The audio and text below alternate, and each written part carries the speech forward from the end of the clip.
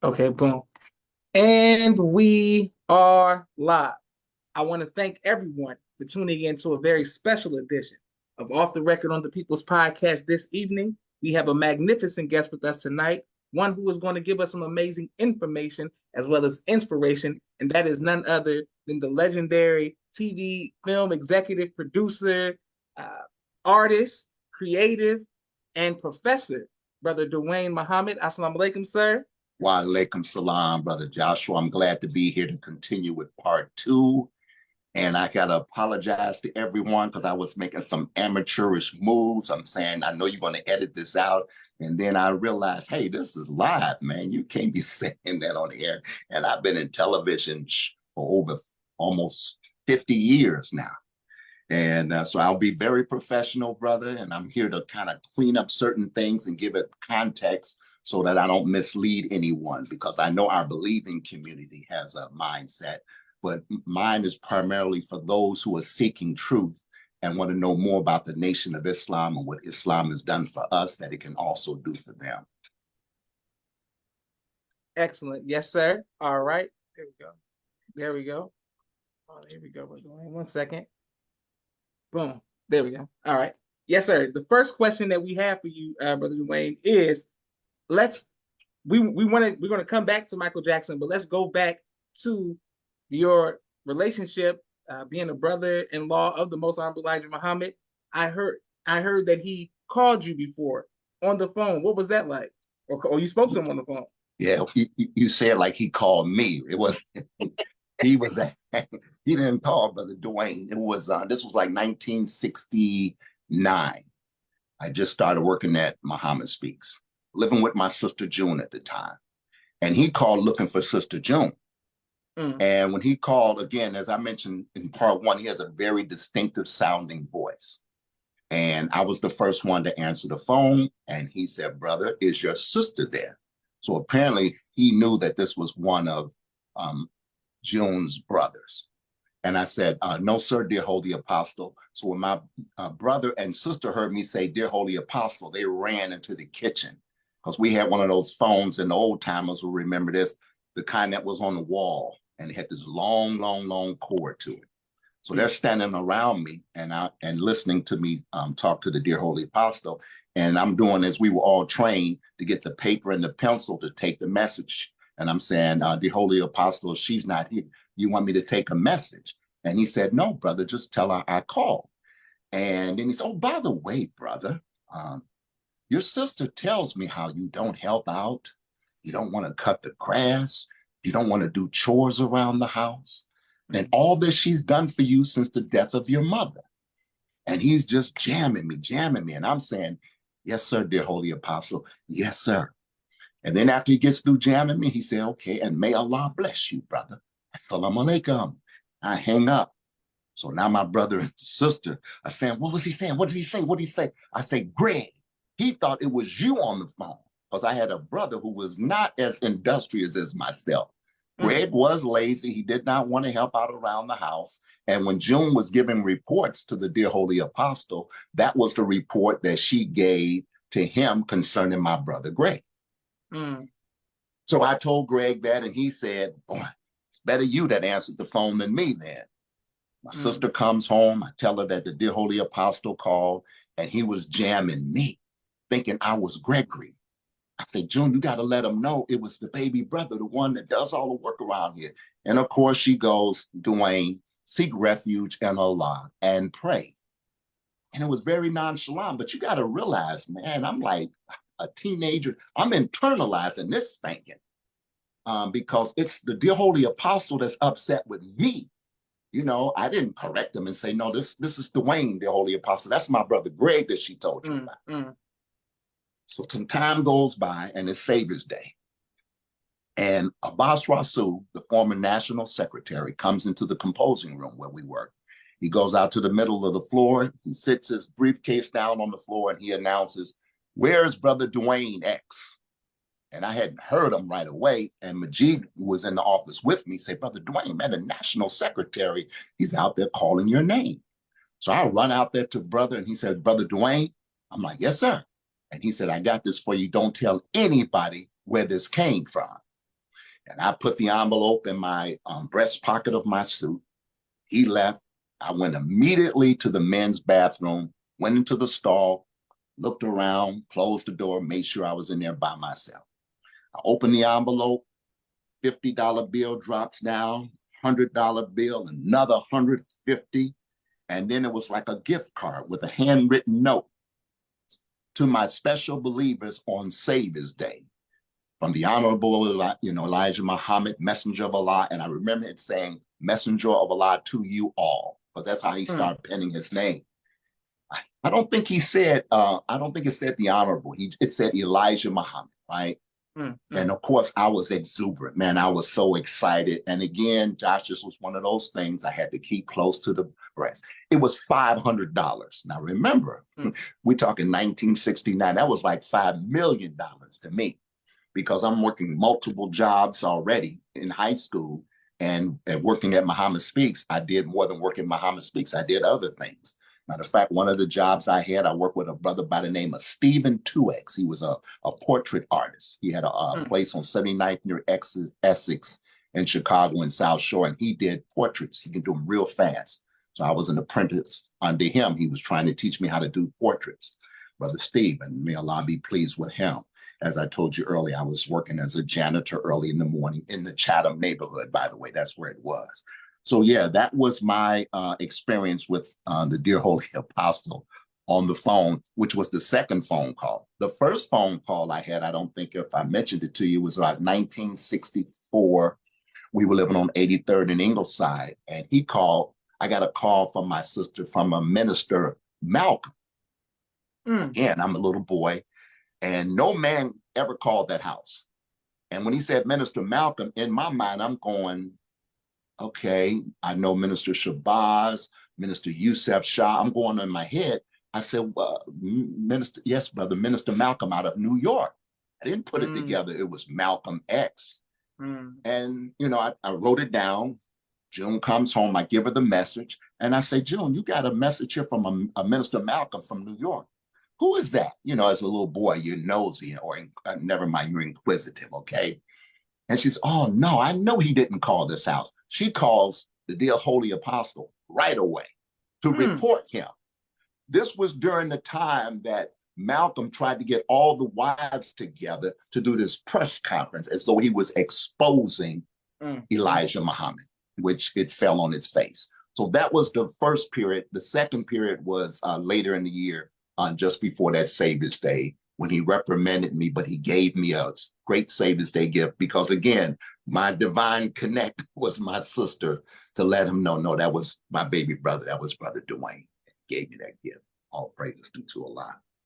All praises due to Allah. Yes, sir. Thank you very much. And thank you everyone who was showing love to Brother Duane all around the world. Right now, I want to read some of the comments to you. Walaikum salam, Sister Miriam. Walaikum salam, Brother Yahya. Walaikum salam, Sister Minister Aisha. And Brother Duane, on that point, I want to say, I interviewed Brother Kamal, this would be your brother, and he spoke about Malcolm X calling his home and him picking up the phone and dealing with the same situation before. So everybody, please make sure y'all go back and watch that with Brother Kamal. Yes. What was that like for you as her brother, being protective of her? How did you handle that climate during that time period? Well, remember, these are the sons and daughters of the Honorable Elijah Muhammad. And remember, they're all near the same age. They're all in their, I know they probably get upset with me saying this, but most of them are in their 60s right now. So when I knew them all, they were young. I mean, and some would come around Abdullah. Kamal would be one of them. And they had little hangouts that they would go to, Kamal. And you had Brother Ishmael, who was very young at the time. And it was the three boys that I knew, but they were all little. So we didn't like hang out with one another. Okay. You would see them. And of course, as an older Muslim, you check them, brother, stop running through the hallway, brother, stop talking so loud. It would be more reprimanding and the discipline type of thing. But they were too young that we would not hang out, because we were from totally different generations, even though I may have been 10 years older. But as you know, if you're 10 years older than another youth, that's like a grown person to that younger person. Yes, so yes, Kamal was one of my favorites, and he still is, man. I love that brother. All praise to Allah. Yes, sir. I wanted to ask you about Dr. Martin Luther King and the climate while you were in school during that time period. Yeah, Martin Luther King, as we all know in our history books, was assassinated in April of 1968. One of the blessings I had of being born at the time that I was born, I lived through a lot of historical events. I mentioned in the first part about 1963 and the assassination of John F. Kennedy. And in 68, when Martin Luther King was assassinated, I was at CBS, second year high school. And when he was assassinated, word went throughout the country and Blacks just started burning up, rioting. Students were walking out of school, marching out of school. So a group of students came into our classroom wanting to walk out. And the leader of that group, he was a football player, huge man. They used to call him Java Man. Java Man was, you got Neanderthal Man, Peking Man, and Java Man. He was almost like a gorilla in size and huge, muscular. And he came in my class, so I went to him. I said, hey, man, we're not walking out of school for no Martin Luther King, man. We're here for an education. Him getting shot, what they got to do? Now, again, you can tell by the spirit of my response, the respect for Martin Luther King was not a disrespect for him personally, but that movement of integration, which we were totally against. You know, they were talking integration during that time. We were talking separation. They were talking integrating at lunch counters and being accepted at schools and restaurants. And we were talking about building our own schools, pooling our resources. So he looks me up and down, because I wasn't a very big guy in high school, not a very big guy now. And he said, he's wondering, like, who is this guy got the nerve to come up on me talking about he's not going to walk out? So one of the guys on the side said, hey, man, that's Cato. Now, for those who don't know who Cato was, there was a series that came on called The Green Hornet. And the Green Hornet sidekick was Cato, played by Bruce Lee. So that was my nickname in high school, because remember, I was into the martial arts.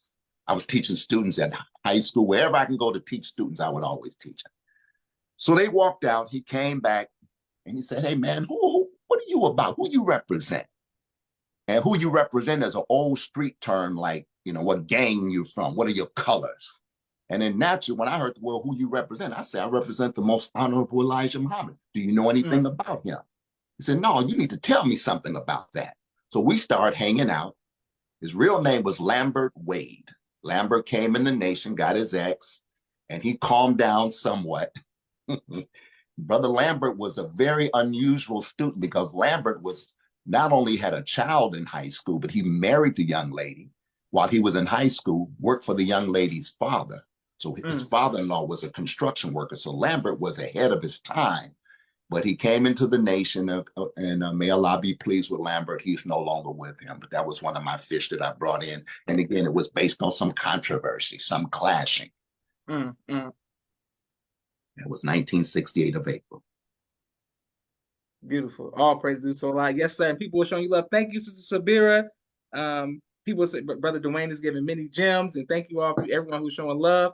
Speaking of gems, we'll be going different. But I wanted to make sure I give Sister Layla, who worked at the final call, gave you a big shout out on Facebook and said that you opened the doors for her and gave her her first opportunity doing the camera, doing all kind of work.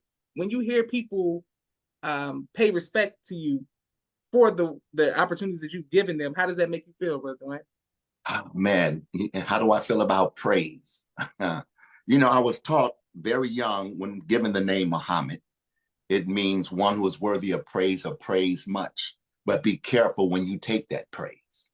You take it with some balance. And we have to, because praise is almost like a narcotic for those who are imbalanced. I thank sister, and I thank the many. Matter of fact, one of the brothers I saw yesterday, he said, D, you got to get into, your founding of the video department at the final call.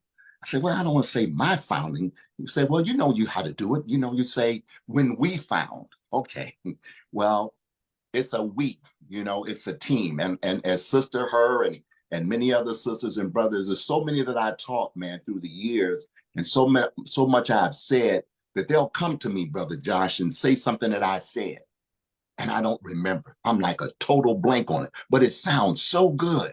I said, man, I said, all praises due to, yes, sir, brother. When you said it, you had such and such on. They told me what color suit I had on and the whole bit. And I really appreciate that, you know, and praise is very, like when I say it's a narcotic, it reminds me when you ask me, how does it make me feel? We were doing an event, a large event with the minister on location somewhere. We had maybe 20 something thousand people out in the audience. And me as part of the crew, we're setting up, we're running cable, putting the cameras up and the whole bit. And someone from the secretarial staff said, Brother Duane, could you go up to the microphone and read this announcement?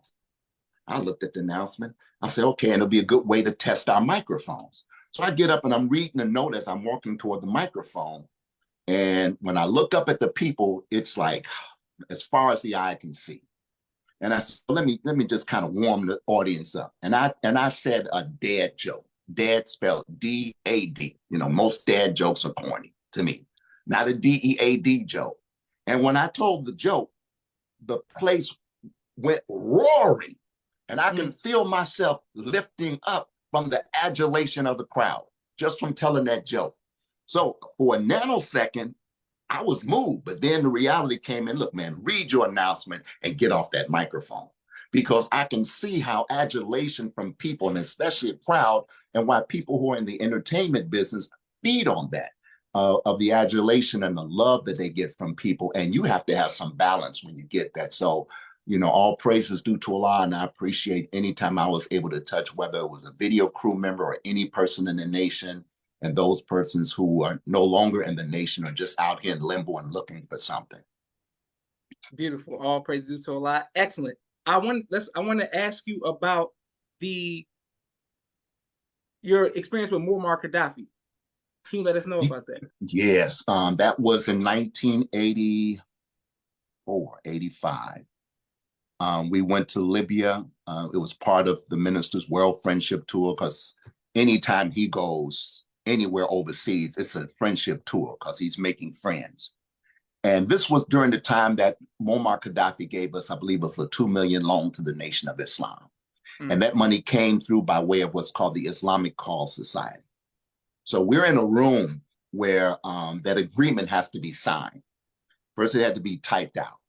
So now everybody's saying, well, who can type? There's a bunch of men. There were no persons that have any secretarial skills. These were spokesmen and representatives and persons from our group. And I'm like, oh, I can type. And they said, brother, could you type this agreement?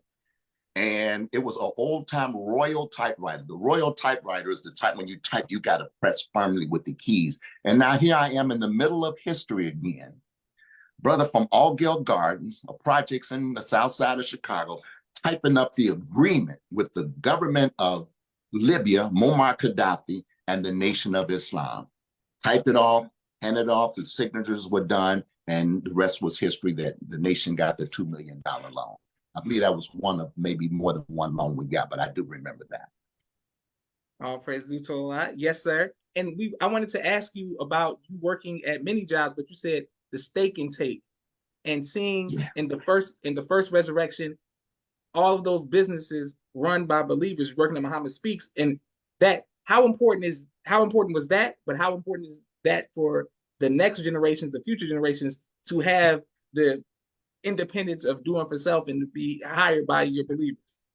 Yeah, it's interesting, the history of steak and take, and you probably have to be over 45, 50 to remember steak and take. They were owned by Muslims, but it was no part of the Nation of Islam. It wasn't like the Nation of Islam incorporated owned steak and takes. And the first one I worked at was on 47th and Wabash. The reason why I mention these streets, because the Chicago people would know. And for those who are not in Chicago, if you come, and 47th and Calumet was near the tracks, and we had a steak and take there. And we sold, it was like the Philly steaks. That's for the East Coast folks. When we say steak and take, it's like the Philly steak, the chopped steak. And then we moved to another steak and take in a place called Jewtown. A lot of them call it Maxwell Street. Back in the day, it was called Jewtown, owned by a bunch of Muslims. And one of the Muslims that worked there, this brother I think you should interview, very interesting brother, worked with me in steak and take. Remember, I'm a teenager at this time. His name was Brother Ralph, and Ralph's name is now Brother Sabir. And they respected us in these neighborhoods, brother. They would know to put that cigarette out when they come, you know, but in Jewtown, I learned about that brother. That's the street hustler. I got much respect for them because they would come into our steak and take early in the morning. They would get all their wares from the Jewish merchants, you know, package them up. Spring, summer, winter, and fall, rain, sleet, snow, or earthquake, they were out there.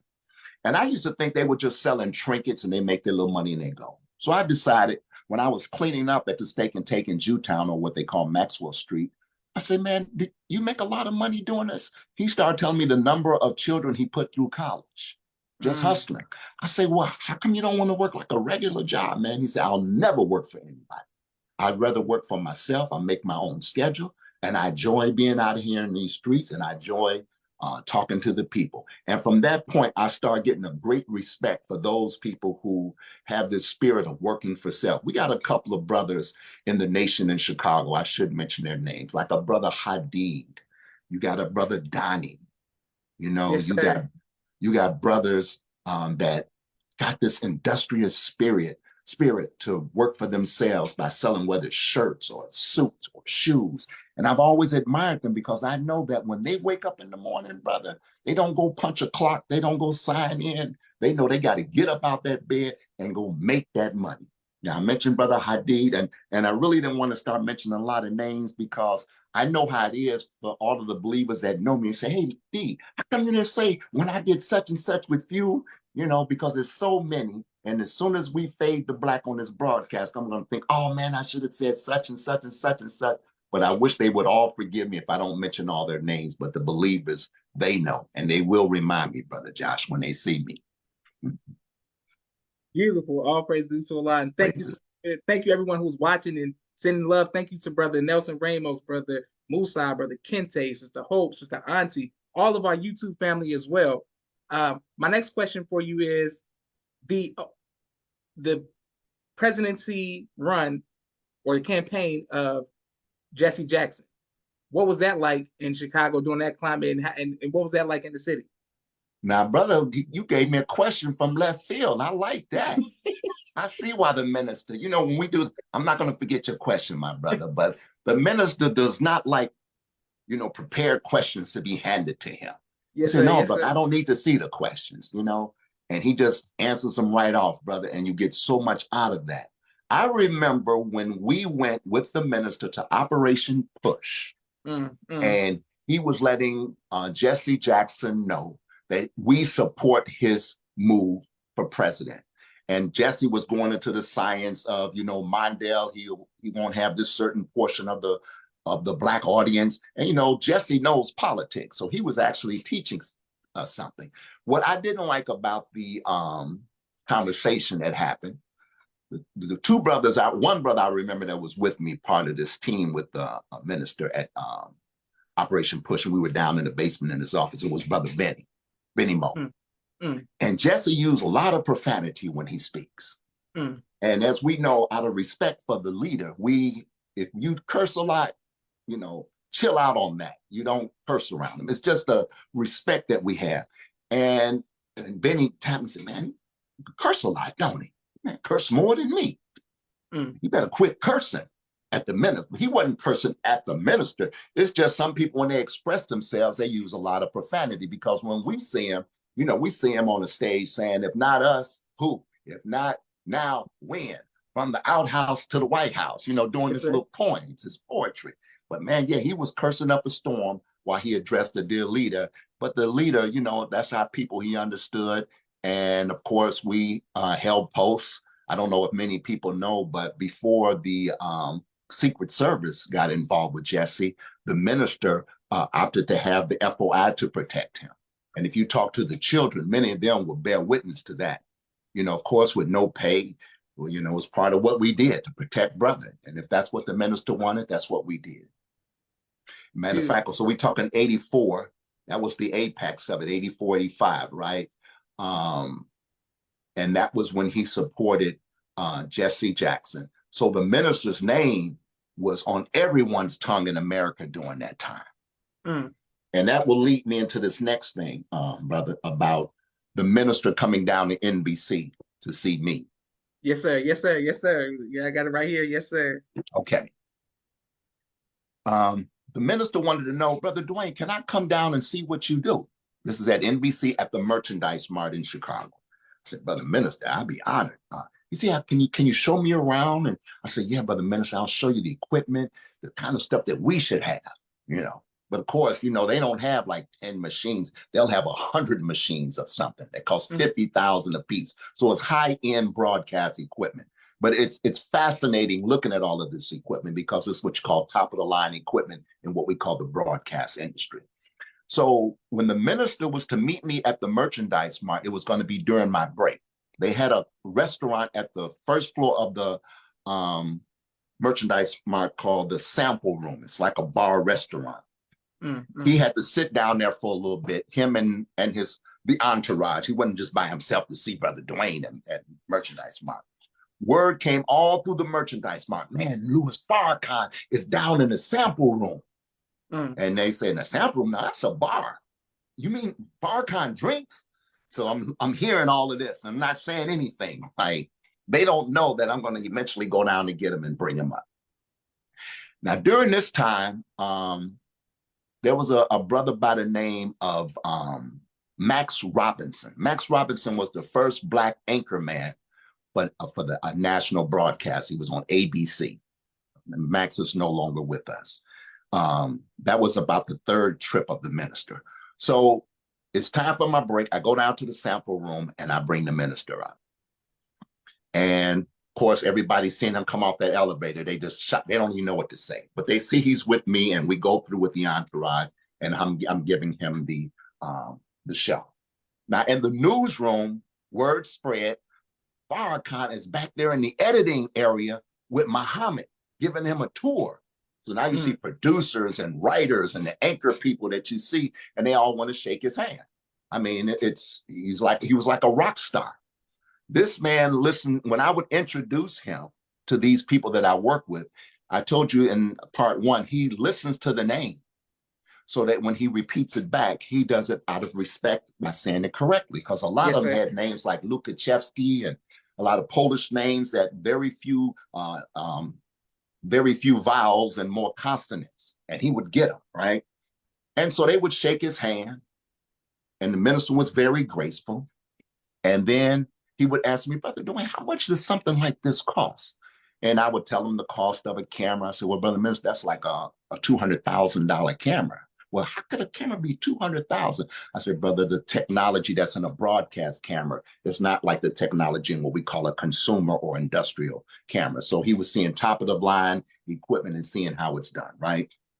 So now all the reporters, they're coming around, all the Black reporters, Art Norman, just a myriad of them. So I say, we're going to meet in a separate room. And I let them meet with the minister in a separate room. I close the door so the minister can talk to all the Black journalists, right? And out of that meeting, he was invited to the NABJ. Now, NABJ was in the news the other day. NABJ, which I was a member of for years, stands for the National Association of Black Journalists. And that's when Trump came and started talking about Kamala. Now she wants to be Black. She was Indian. Well, that was the NABJ.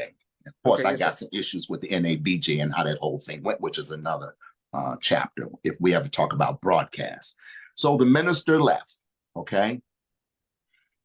Sometime later, I'm with the minister doing something. Out of the blue, he says, Brother Duane, who was Jerry Lukaszewski and Gabriella Trujevsky?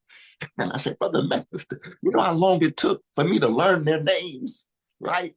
And I said, brother, they're doing fine. They're always asking about you. And so when I went back to NBC, I told those two people that the minister asked about them, okay? And naturally, they were really excited. One of the guys, his name is Jerry Lukaszewski. He had a daughter that played a wind instrument. And he asked me, he said, do you think the minister would sign a Quran for me and give to my daughter? Because she's a musician like him. I say, okay, Jerry, I think I can do that. So it was a bunch of times that I would go by the palace and I would forget, all right? And then one day I was by there, I said, Brother Minister, remember when you met the librarian, Jerry Lukaszewski, and he wanted you to sign a, he said, of course, brother. And he got the Quran out, and the minister has a beautiful penmanship if you ever see it. And he wrote a nice short greeting to him. And I took the Quran, put it in my car, probably the back seat, had it in there for weeks. And I would see Jerry all the time, or I would totally forget about it. And then one day I'm getting in the car and I see it. I said, oh, I got to give this Quran to Jerry Lukachevsky. And for the audience that's looking and listening, Jerry Lukachevsky is Caucasian. Okay. One of my coworkers, the majority of my coworkers at NBC were Caucasian. And it's the reason why I'm telling everybody this. So I give the Quran to Jerry, and he can't believe, he's looking at it. He opens it up and sees the minister's name, and he just started crying, just tears flowing down his face. So he wrote this for me. How did you do this?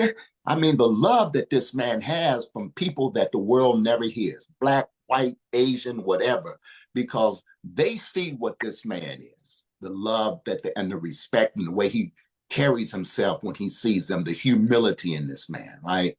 So I might as well, since I'm talking about NBC, later on, like I said, he met with the other journalists, and he actually met with Max Robinson before his death. When I say Max Robinson, a lot of the old timers remember Max Robinson. He was, you can Google him and you can see the history. Randall Robinson, which is his brother, I think Randall finally died. He was known for this book called The Debt Owed. He was part of a Pan-African movement. So I'll wait for the other part of NBC on my departure, but that was the earlier part, like in the 80s. So to try and keep to the timeline, Josh, we can hit on that part later. But that was the minister's experience and how he upset the merchandise smart man of them seeing him in person. And it was like seeing a rock star. I mean, but the minister's very cordial, he's very polite, and he's very respectable. And no one had a negative word to say about this man, at least not around me. All the guys that I knew who were regular blue collar type workers, the technicians, the engineers, everybody was coming out to get his the handshake, to say that they shook his hand. They didn't do, and they see people of notoriety all the time because it's television. But when Minister Farrakhan came down, it was a totally different animal. And remember, this is 85, 86, during the time of Jesse Jackson. Okay? Yes, sir. Beautiful. All praise due to Allah. Thank you, Brother Duane. People are showing you love. Thank you, Brother Daniel E. Thank you, Milt Abernathy said Trans-Africa. Sister Sabira says the debt. So people are just bearing witness and showing you love. Alaikum salam. Thank you all. Alaikum salam, Sister Naima. Thank you, everyone who was watching. I wanted to ask you, what advice, you seem to be very good at being diplomatic and moving in multiple worlds.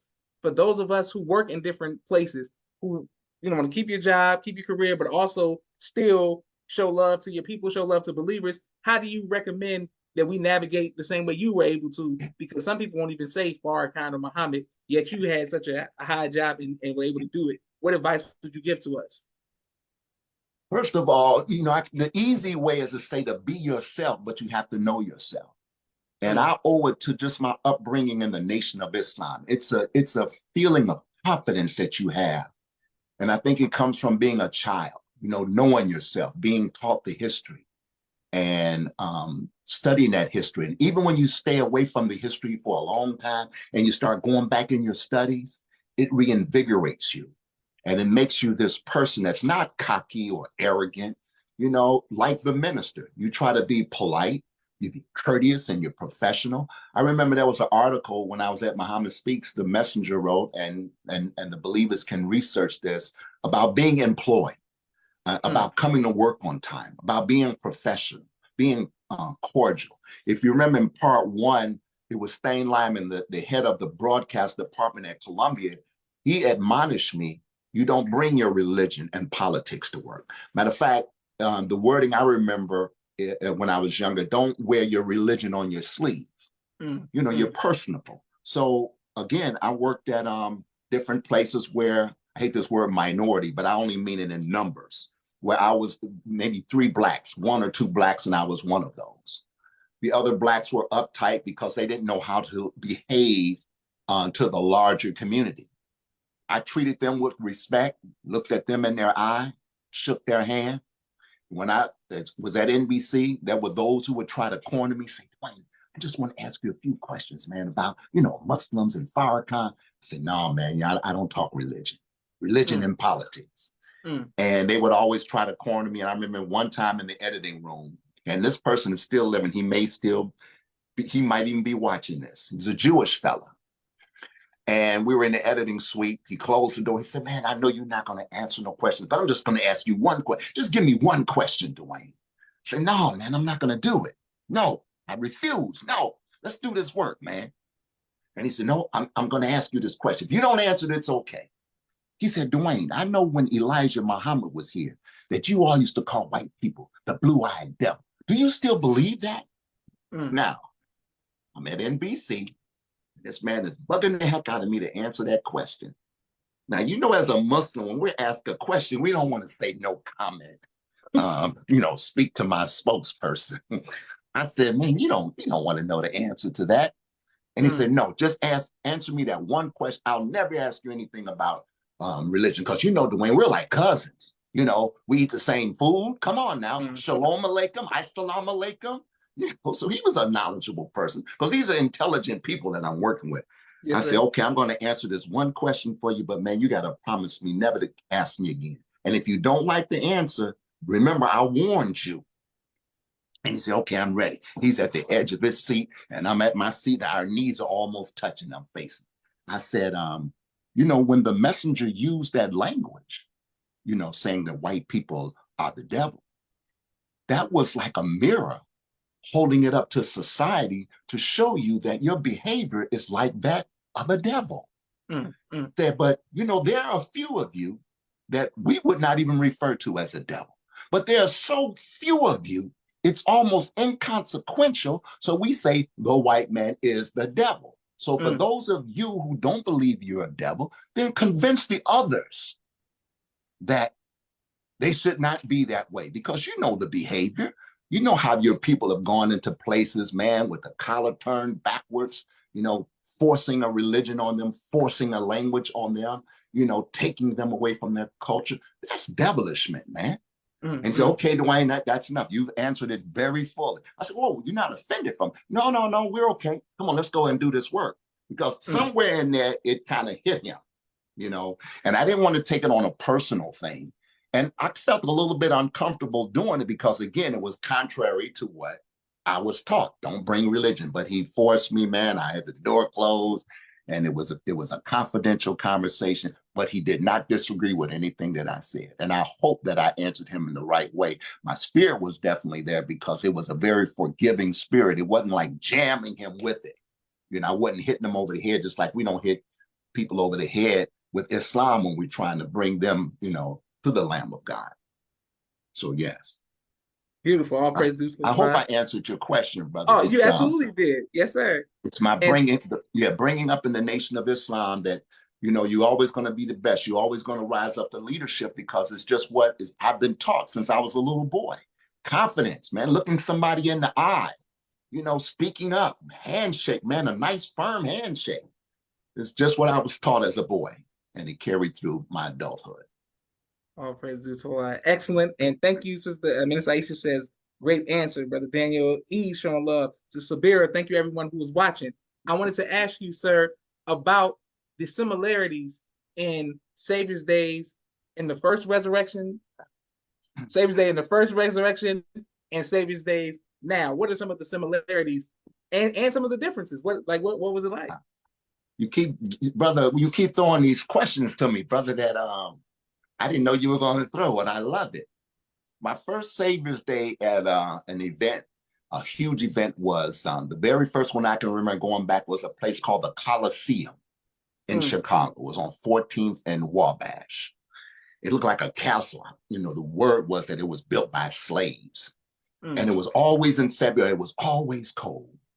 And as a little boy, I just remember feeling so protected, because FOI everywhere, brother. FOI in the parking lot, FOI in cars, FOI dressed up in what we call Class C, with the baseball hat turned to the side.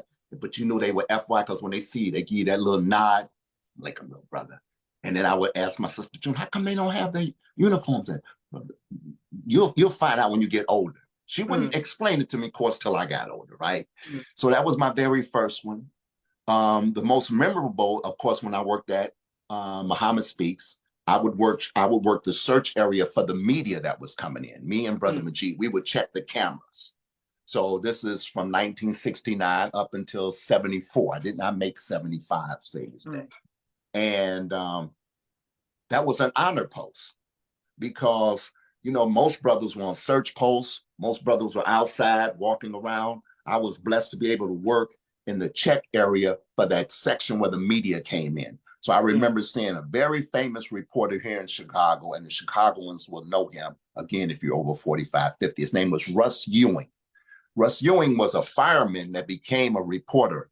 He first worked at ABC in Chicago, then came over to NBC. He was known for criminals turning themselves into him, and then he would turn them into the police because they feel they would be protected with Russ Ewing. And Russ Ewing was also a pilot. So I remember seeing him as a little boy, and I remember when Muhammad Ali came, and he came through the door and he shook my hand, and his whole hand took over my whole hand, you know. And of course, when he shook my hand, he picked me up. Again, I'm a little guy, right? And those Savior's Days were a little different because it seems like the crowds were larger and they were majority Muslim. You know, we had Lost Found, but if you look at some of the older videos, and the brother that was in charge of the video at that time, his name was Brother Bernard. But Bernard was this engineering genius who was one of the first persons I learned from about television technology and things like that. Some of the old stuff that you'll see, all the old film stuff or old videotape was under Brother Bernard's tutelage. But it seemed to me back then it was more Muslim than it was Lost Found.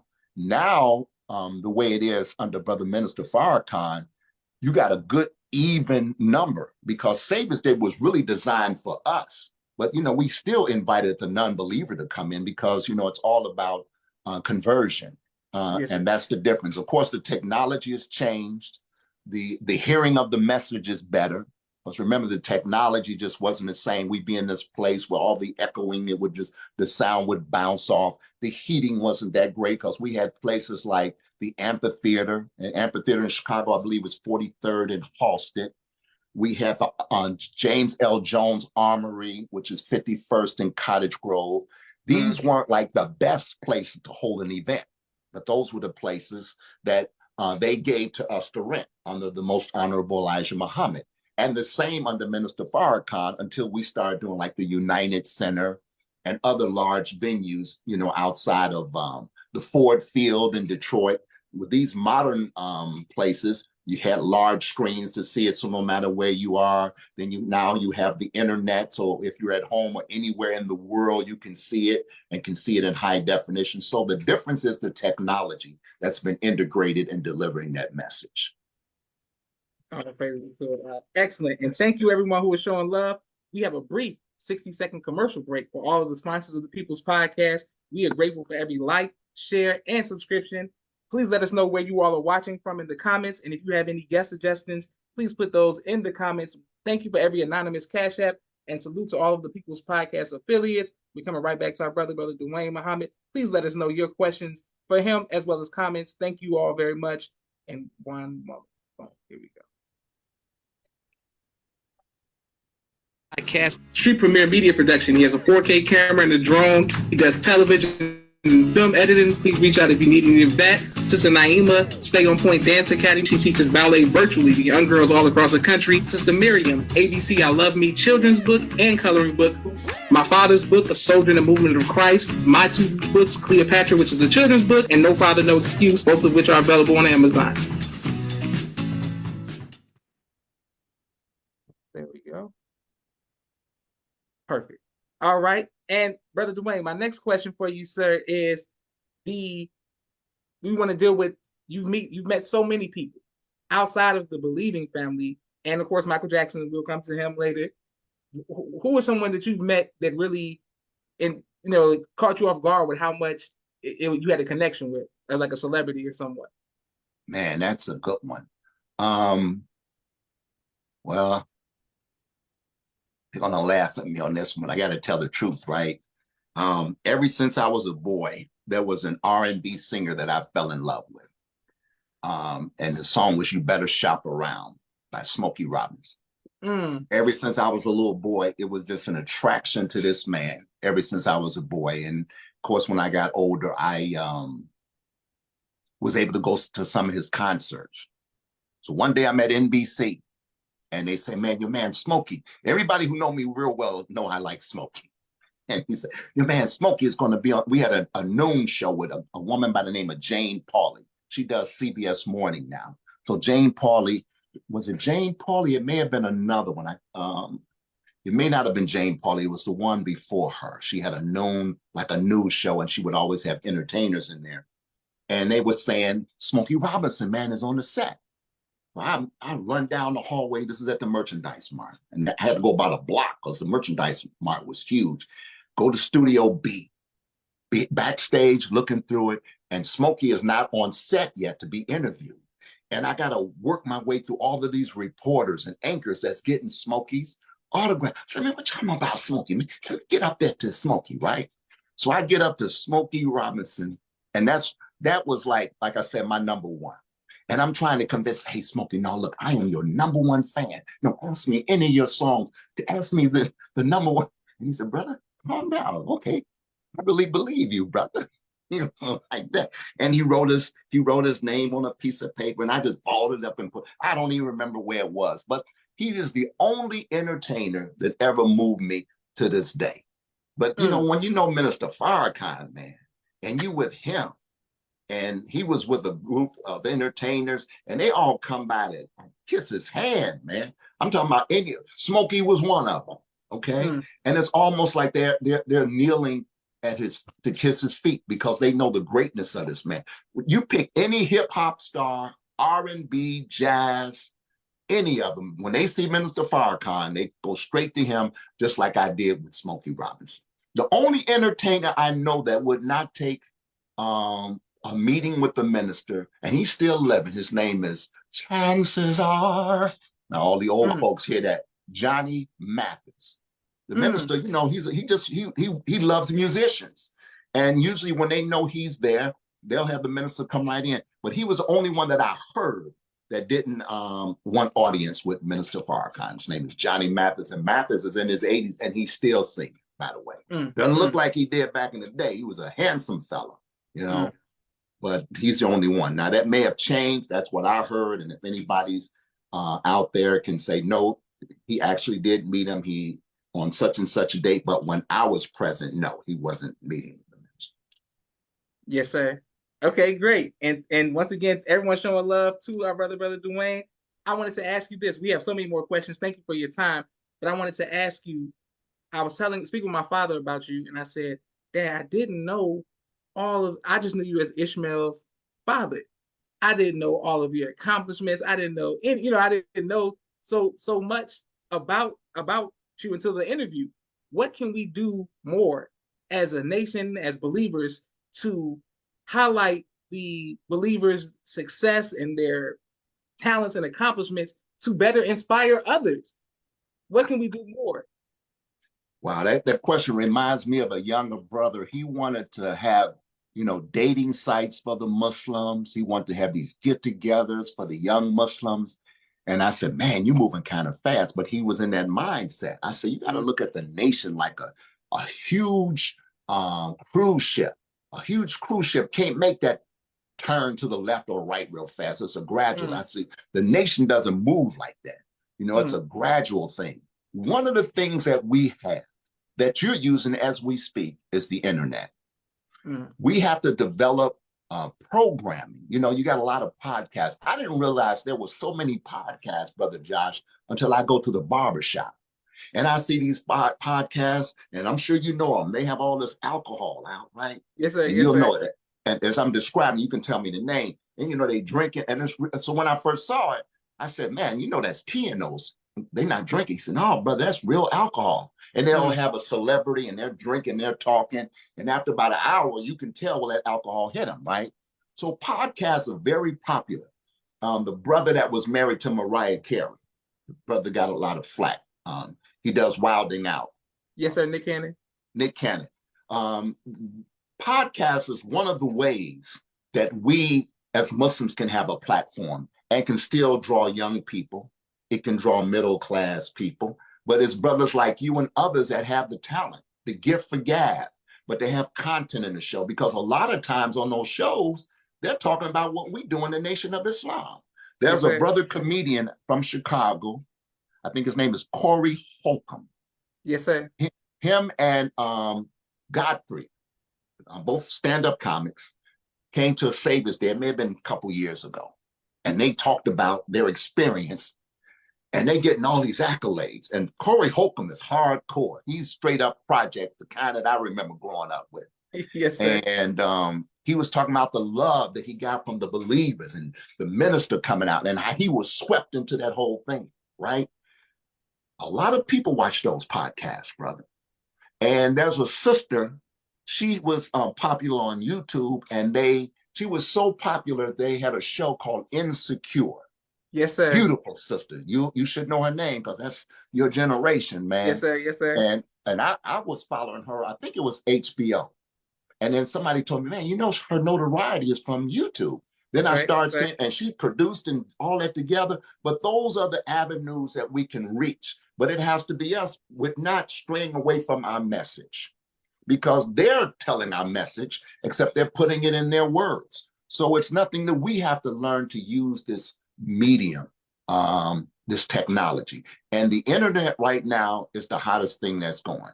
When you say television, when I was coming back in the day, what's replaced television now is called streaming service. You got your Tubi, you got your Hulu. Yes, and when sir. you think of streaming services, for people who think it's too technical to understand, just think of something you're watching on the internet. It's streaming using what we call broadband or internet data.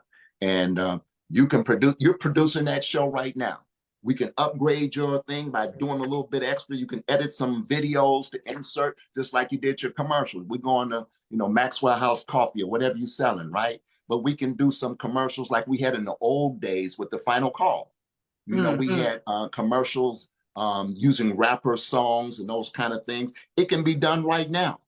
And I'll give your brother, I give many accolades to, and a lot of people jam me as soon as I say his name, but I got great respect for this brother. His name is Tyler Perry. Yes, oh, man, they be wearing the dresses, man. I said, let me tell you something about Tyler Perry from what I know.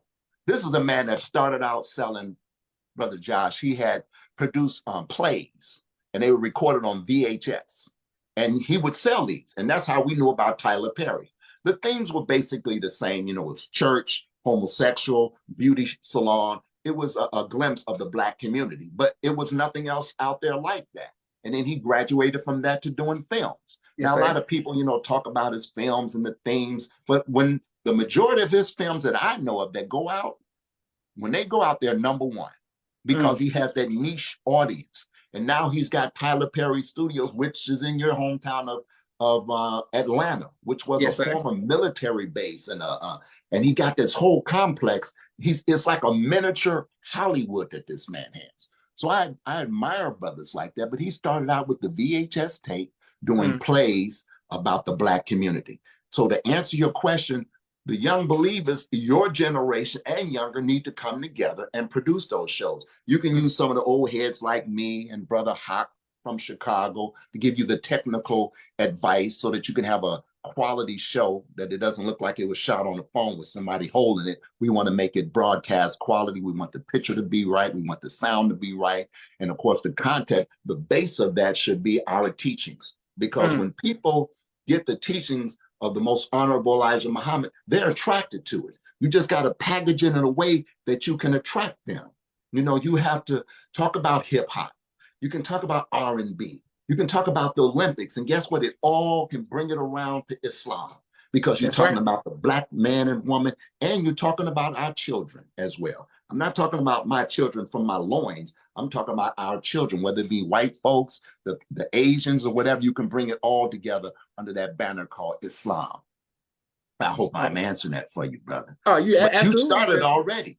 I'm trying to think of what other believer has a podcast with the consistency of yours, and that's doing it, because on our podcast, we're not going to be drinking no gin and juice. Say, brother, what is that you're drinking? Oh man, this is an avocado slice with a twist of lime, Yes, sir. I Okay, need to live. absolutely. Now, Brother Duane, I really want to ask you about one of the people who I always wanted to meet. And for those who play video games and the gamer generation on Call of Duty, one of the games and the missions is Fidel Castro, of course, the Godfather. Just we came with Castro, Castro, Castro. And me and my sister Naima, we used to play Call of Duty so much just with that mission of Fidel Castro. I'm like, Naima, yo, you know what I'm saying? The minister met him. And can you let us know what it was like to meet, you know, President Fidel Castro? What was Now, that I like? want to make sure I understand. You mean in these games, you all are going after killing him in these games? Absolutely, He's absolutely. like the enemy. They try to switch the move So on they you. program the young people to kill Commandante, huh? Okay. Yes, I met the Commandante again, thanks to the Honorable Minister Louis Farrakhan. We were down there for an event, and I was the videographer. And we went all around to the different hospitals. We went to a surgical place where they actually had almost like a, um, a line of persons that they were doing operations of cataract surgery. It was like an Mm, assembly line. mm, And these are the doctors with no borders. They go all over the world to help people that may have been in a typhoon or hurricane, and they help without looking for any finances on that. So we did all that. We went to all of their schools. All of them had uniforms, man. The military and the love for Fidel was great. Then we finally get to go to the palace where Fidel Castro was at. And I'm thinking, man, I'm a history buff. I've always loved Fidel Castro. I mean, I remember reading about Fidel before he became Commandante. He wrote a letter to the President of the United States, it may have been Roosevelt, that he wanted to help America. mm. Because during that time, Cuba was colonized. You know, Mm. the pineapples, the bananas was all owned by families. Of course, Fidel came in and socialized everything, right? But Yes, sir. Fidel went all the way back. He had the kind of mind that he wanted to help people. He actually came up to America. There's pictures you can find of him and Malcolm. He was at in New York, and he went and got to Vice President Nixon, and he's laying out his platform of how he want to help.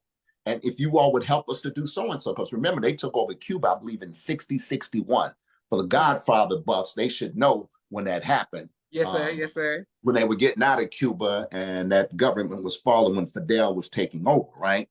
So all that history I knew. I understood and I loved it and I appreciated it. And we finally get into the offices where we're going to meet Fidel Castro. So naturally, I'm readying my camera to do the shooting. Naturally, the first person he greets is Minister Farrakhan. They do the hug, and we got the translators, a sister translator. This sister, she translates so well. She gets all the nuances of the language and the whole bit. Ooh, and I got a little thing to say on this that I just remembered. And so they're introducing everybody. Naturally, I'm recording it, Josh. And Fidel keeps looking at me. You know, I'm saying, is he looking at me to make sure I'm getting the shot? Because I got the shot. I said, keep looking at me. Then he finally points at me and he says in Spanish, well, who is he? He's just Mm. as important as everyone else. Mm. And it's, oh, this is Brother Duane. Someone from the group introduced me. And then he's trying to shake my hand. So Brother Ahmed, Ministry of Information, he Yes, took sir. my camera and he started recording me and Fidel. So naturally I'm hugging Fidel and he's giving me a real warm, friendly kind of shake. And you know, when somebody shake hand, you try to release and he's still holding it. So while he's Mm. holding it, I pat his stomach. And if you see the picture of me patting his stomach, I say, Commandante, you got to continue to work out because we want you for more and more years. And of Mm. course, she translated that and he shook it even harder. And then, of course, we got the camera. One little thing I did that I never should have done when I was down there. You know, meeting Commandante was a big deal for me. That was an honor to meet this man Yes, because sir. of Yes, the sir. number of assassinations, not through your games. I'm talking about real Yes, assassinations. sir. I Yes, think it was sir. over 60. It may have been more than that he Yes, was able sir. to escape, right? And I bragged to one of the residents of Cuba. I said, yeah, you know, I was down here and I met Commandante. How many times have you met him? And the woman Mm. who was about 62 years old, she said, I've never met him. I was Mm. born on the island. I've yet to meet him. And then Mm. shortly after, you know, he passed. And I'm like, oh man, you got to shut up. Because sometimes you have to be very careful. You know, we're saying it because my motivation was bringing attention to myself that I met your president, you know. And then when she dropped that up, and her face was solemn when she said it. And I'm thinking, man, I only been on this island like maybe 3 times. And then I got to brag to this woman. I said, I'll never do that again, not to a Cubano. Now, getting back to the Cuban piece, we leave the island, we go back to America. And Fidel Castro, for those who remember, he got ill and his brother had to take over the duties of Cuba. The minister wrote a letter that he wanted delivered to El Comandante. So all of the persons that went on that tour, the last tour, couldn't make it. It was only 3 people that can make it. Brother Askia, I mentioned him in part 1. He was the former editor of Muhammad Speaks and former editor of Final Call. Myself and a Final Call photographer. So we 3 are going down there. And I'm saying, man, we got to get us a translator, man, because when we were here last time, we had to have a translator because these people don't speak any English and they're unapologetic about it. They say, you come to our country, you learn Spanish, whether you like it or not.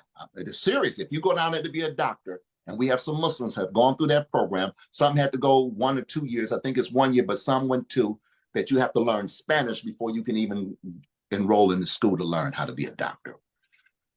You got 3 of us walking around in Cuba trying to get into the embassy. Now, we were able to do it real easy with the minister because we had the proper people. So it's 3 of us. How do you go from Chicago, fly down to Cuba to try to get this letter to Fidel Castro? So now, Brother Askia said, don't worry about it. I speak Spanish, man. I learned it in high school. I said, oh, that's all we need is a translator. And so the first person that Askia talked to, whatever Spanish he was speaking, the first thing response from them was, huh? So when you're trying to speak somebody else's language, they go, huh? So we're trying to talk to everybody to get to the embassy. Like, where is it? How do we get there? This is who we want to talk to. But we had the actual letter from the minister to hand to him, right? So we're walking down the street and we pass a cafe. And the brother hollers out, yo, man, what's up? Right? And I'm turning, I say, hey, man, you speaking? Yo, and he's talking like a rapper. I said, brother, where did you learn English? MTV, yo, MTV rap. I learned English, yo, MTV rap. I say, okay, first of all, man, quit saying yo, man. Okay, my brother Duane, his brother. And he had such a beautiful, he was a beautiful black, shiny brother with one of them, the smile where he can do a toothpaste commercial. This brother was our guide to get us around, okay? A brother, he spoke broken English, but he still spoke his mother language, right? He got us up there to the embassy where Fidel was, and his brother, I can't remember his name. He got us into Fidel to give the letter to Fidel Castro. And we did that with just 3 people. The entourage we had before, bro, we had maybe 50 people. And I was thinking about this, man. Look at how it is working for the minister. You never know where you're going to be at any time. And here I am walking down the streets of Cuba, and it's just like people think. You see a 57 Chevy going down the street, a 53 a Plymouth, you know, and beautiful people. Everybody's Cubano. You know, and it's a word that they use that we don't really use that much among our people. It's called colorism. You know, light skin, dark skin, good hair, bad hair, all of that. Yes, sir. That white supremacy that we've internalized, like when you all were trying to kill my man Commandante in your little video games, right? and they don't have that down there, brother. Because you got some Cubanos who look Caucasian. And they have every spectrum of that color, but they're all Cubanos. They're all Cubans. You know, and that's what keeps that country together. And every time they talk, when they're giving you the tour and they talk about how poor they are. I said, man, you all got to stop saying you're poor. You know, they grow their own food. You know, they did get help from Korea and they got some help from Russia. And as you know, the embargo is still going on. This is where everyone knows. Yes, sir. But, you know, they don't have the inflated chicken. You know, when I was eating chicken at the time, they would serve us, and I thought it was Cornish hen. You know, Cornish hen is like a midget chicken. Yes, sir. And I said, well, I didn't know you all like Cornish hen. And he said, no, that's chicken. And then the brother explained the reason why it's not like you eat at home, Brother Duane, because it's not injected with hormones and all that gross stuff. This is how a chicken is coming off the farm. So I appreciated what they had. When you went into the hotels, they didn't have a whole bunch of toilet tissue and another 10 rolls in the linen closet. They had to preserve everything because they wasn't getting a lot of things coming in because of the embargo. And I said, you all may not have all the resources we have, but y'all have a richness, man, the love of your country and the love of each other and the unity that you all have. And I just wish we had half of that in America. And that was one of my favorite trips of all trips with the minister was Cuba. Yes, without a doubt. Oh, praise the Lord. Yes, sir. Now, Brother Duane, did you ever get the letter to him? Yes, we got it. We didn't get it to Fidel because he was sick. They would not let us see him. But his brother, who was, I wish somebody would, and that knows history would tell me his name, Rudolph, Ronaldo. I can't think of Fidel's brother, but he was the one that we saw. And he swore to us he would get it to Fidel because we told him it was from the Honorable Minister Farrakhan, and he saw the headmaster and the whole bit. And I forgot one part of it. When we're trying to get up into this building, one of the women who was part of the entourage with the translators saw me and recognized me. And I heard somebody, imagine in Cuba, Brother Duane. And I'm like, and she's, hey, come here. And I told her, and she remembered me, and she got us through to the president of Cuba to get the letter to El Comandante. But it was a sister, I thank Allah for that saw us. We were at the point, man, we were like wore out, brother. You know, they saw 3 ragtag Negroes from Chicago trying to see El Comandante with what letter you talking about? And that sister who saw me remembered me from the group because I had that camera on my shoulder, you see. And if I was part of the group, she probably wouldn't even remember. But, you know, when you got that camera growing out the side of your head, they remember you. Yes, sir. All praise due to Allah. And people were saying, thank you, Brother Yaya. Brother Yaya from Chicago says Raul Castro. Raul, there you go. I knew the ice cream man would know. Is that the ice cream man, Yaya? No, sir. No, sir. This is a different guy. Man. I thought I can get some free ice cream calling him out. Never mind. Yes, sir. And thank you, Brother Yaya. Thank you, Brother Daniel E. Thank you, Sabira. Thank you, Brother Charles.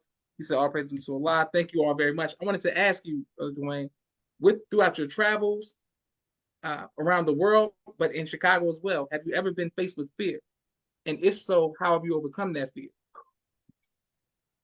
You know, there was a trip that was made when Brother Farrakhan was taking the believers into what we would call occupied Palestine.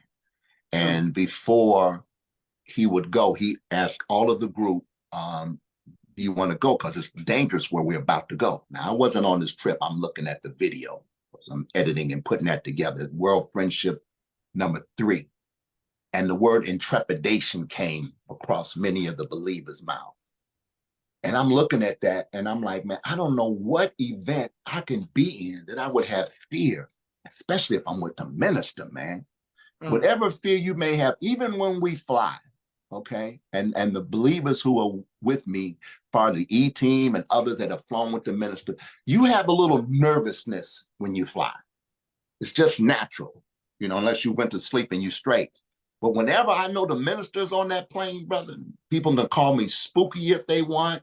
Say, man, everything is real. But when I see the minister and I'm behind him, I see the back of his head, man, I can go to sleep, pick off my little shoes, and I'm relaxed. I say, this plane ain't going nowhere to where it's designated to go. And fear is just not something. The only fear I ever had, and I'm going back to Dianetics that the minister introduced us to. Yes, the sir. only fear I ever had in my life, Josh, my word is bond to the Savior, is the fear of drowning. Because as a little boy, one of my older brothers, Michael, threw me into 8 feet of water at the swimming pool in Argyle Gardens. And I was a little guy, and I may have been 6, 7 years old. He threw my sister Jatan in. She just naturally started swimming.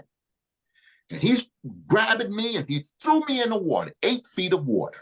And all I remember is bubbles and water, and I thought I was going to die. Somehow I got to the surface. Somehow I got to the edge of the pool. I got out crying and coughing and a whole bit, run home to my father, and I tell on Michael that he threw me in the water and I almost died, Dad. My dad is dismissive, say, son, you got to learn how to swim. Oh man, I think he gonna beat my brother. That affected me so much. And the reason why I mentioned Dianetics is because in Dianetics, when you go through a session, you go back to the earliest part of pain Yes, and sir. discomfort. That was pain and discomfort for me, man. So I overcame that fear, Brother Joshua, by doing what? Learning how to swim. So I became a personal trainer at a gym, and we had an aquatic director who was a lifeguard. This man, we called him Aquaman. That was his nickname. That's how well okay, Aquaman, I gotta explain that one. Aquaman was a DC comic character. He wasn't a Marvel. Yes, sir. And he lived in the water. And this is how well this brother could swim. He taught me how to swim. So that fear I overcame. But fear of a situation, especially with the minister on our travels, not 1 ounce, brother. Not 1 ounce. All praise to Allah. Yes, sir. Well, Brother Duane, and thank you everyone who's watching. And first of all, Brother Duane, on behalf of myself, my family, and the viewing audience of the People's Podcast, we want to thank Allah for your sacrifices, your putting in so much work and inspiration to us. And we thank your family as well, sir. We really want to just thank you. And we have a few more questions for you, but I just want to make sure that we stopped and let everybody know that we thank and respect and honor you, Brother Duane. Yes, my sir. Next question for you, sir, is you spoke about interviewing the Honorable Minister Louis Farrakhan in 1972. Is there anything that stood out from that interview? And did you keep it? Like, where did you? Is it written? Is it a video camera? Like, what happened to that interview in 1972? Good question, brother, because that gives me a chance to give more context to that. When a person like myself or any other Muslim that's been around, I mean, if you look at the Muslims who are viewing this, many of those Muslims can say, man, I've been around 20, 30, 40 years. And when they were young, they would hear that about old timers, but now they're veterans now. And again, I've been around since the 50s. Okay. All praises due to Allah. But when I asked that minister the question about the youth leaving the nation after they finish high school, his point was, with the family, they have to continually reinforce the belief system. Because sometimes as a parent, when you're raising your children up in Islam, the assumption is that they're going to grow up and be Muslims too. And then one day they get to a certain age and they'll tell you, I don't believe. I never believed, or I don't believe anymore. Or they go off to something else. But how often were you having conversations? How often were they involved in what we call the community or the culture of the Nation of Islam? Because your belief system definitely has to be reinforced, because you got the world pulling on you. When you and I go out of our doors after this, the world is pulling on you right away, brother. You get in your car, you're minding your own business, and the sister is at the curb about to cross, and she got on some stuff that took your mind away, only for a nanosecond, brother. Yes, sir. Yes, sir. And then you got to get back to focus, right? Then you're hearing a song that you really like. I like that. And then somebody interprets it, man, you know what they're saying in that song. I'm like, what? They were saying that all that time. So that culture, it sneaks up on you and it can affect you. So if you don't have that belief system constantly being reinforced by family and study, you will wind up leaving the Nation of Islam. Case in point, the departure of the Honorable Elijah Muhammad. Many of us left. Now you say, what happened to that book? The book was pretty much completed, and the person that stopped it from going forward was Elijah Muhammad Jr., from what I was told. I don't know if it's because we were highlighting the ministers. When I say the ministers, we had John Shabazz, we had all of the what we call heavy hitters, or the thunder. What's the term? The old Muslims should remember this.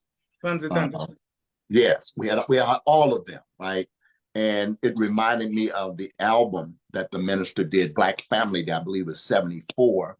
And that original album had, on the outside, it was a color picture of the minister.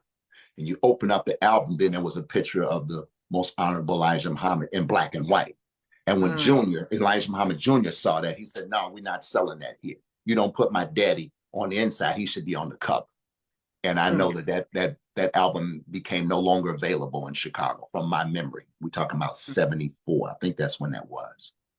So yeah, the book never got out. It was stopped. And from what I remember, it was stopped by Elijah Muhammad Jr., he was really not the supreme captain. A lot of people saw him as the supreme captain because of the power that he wielded.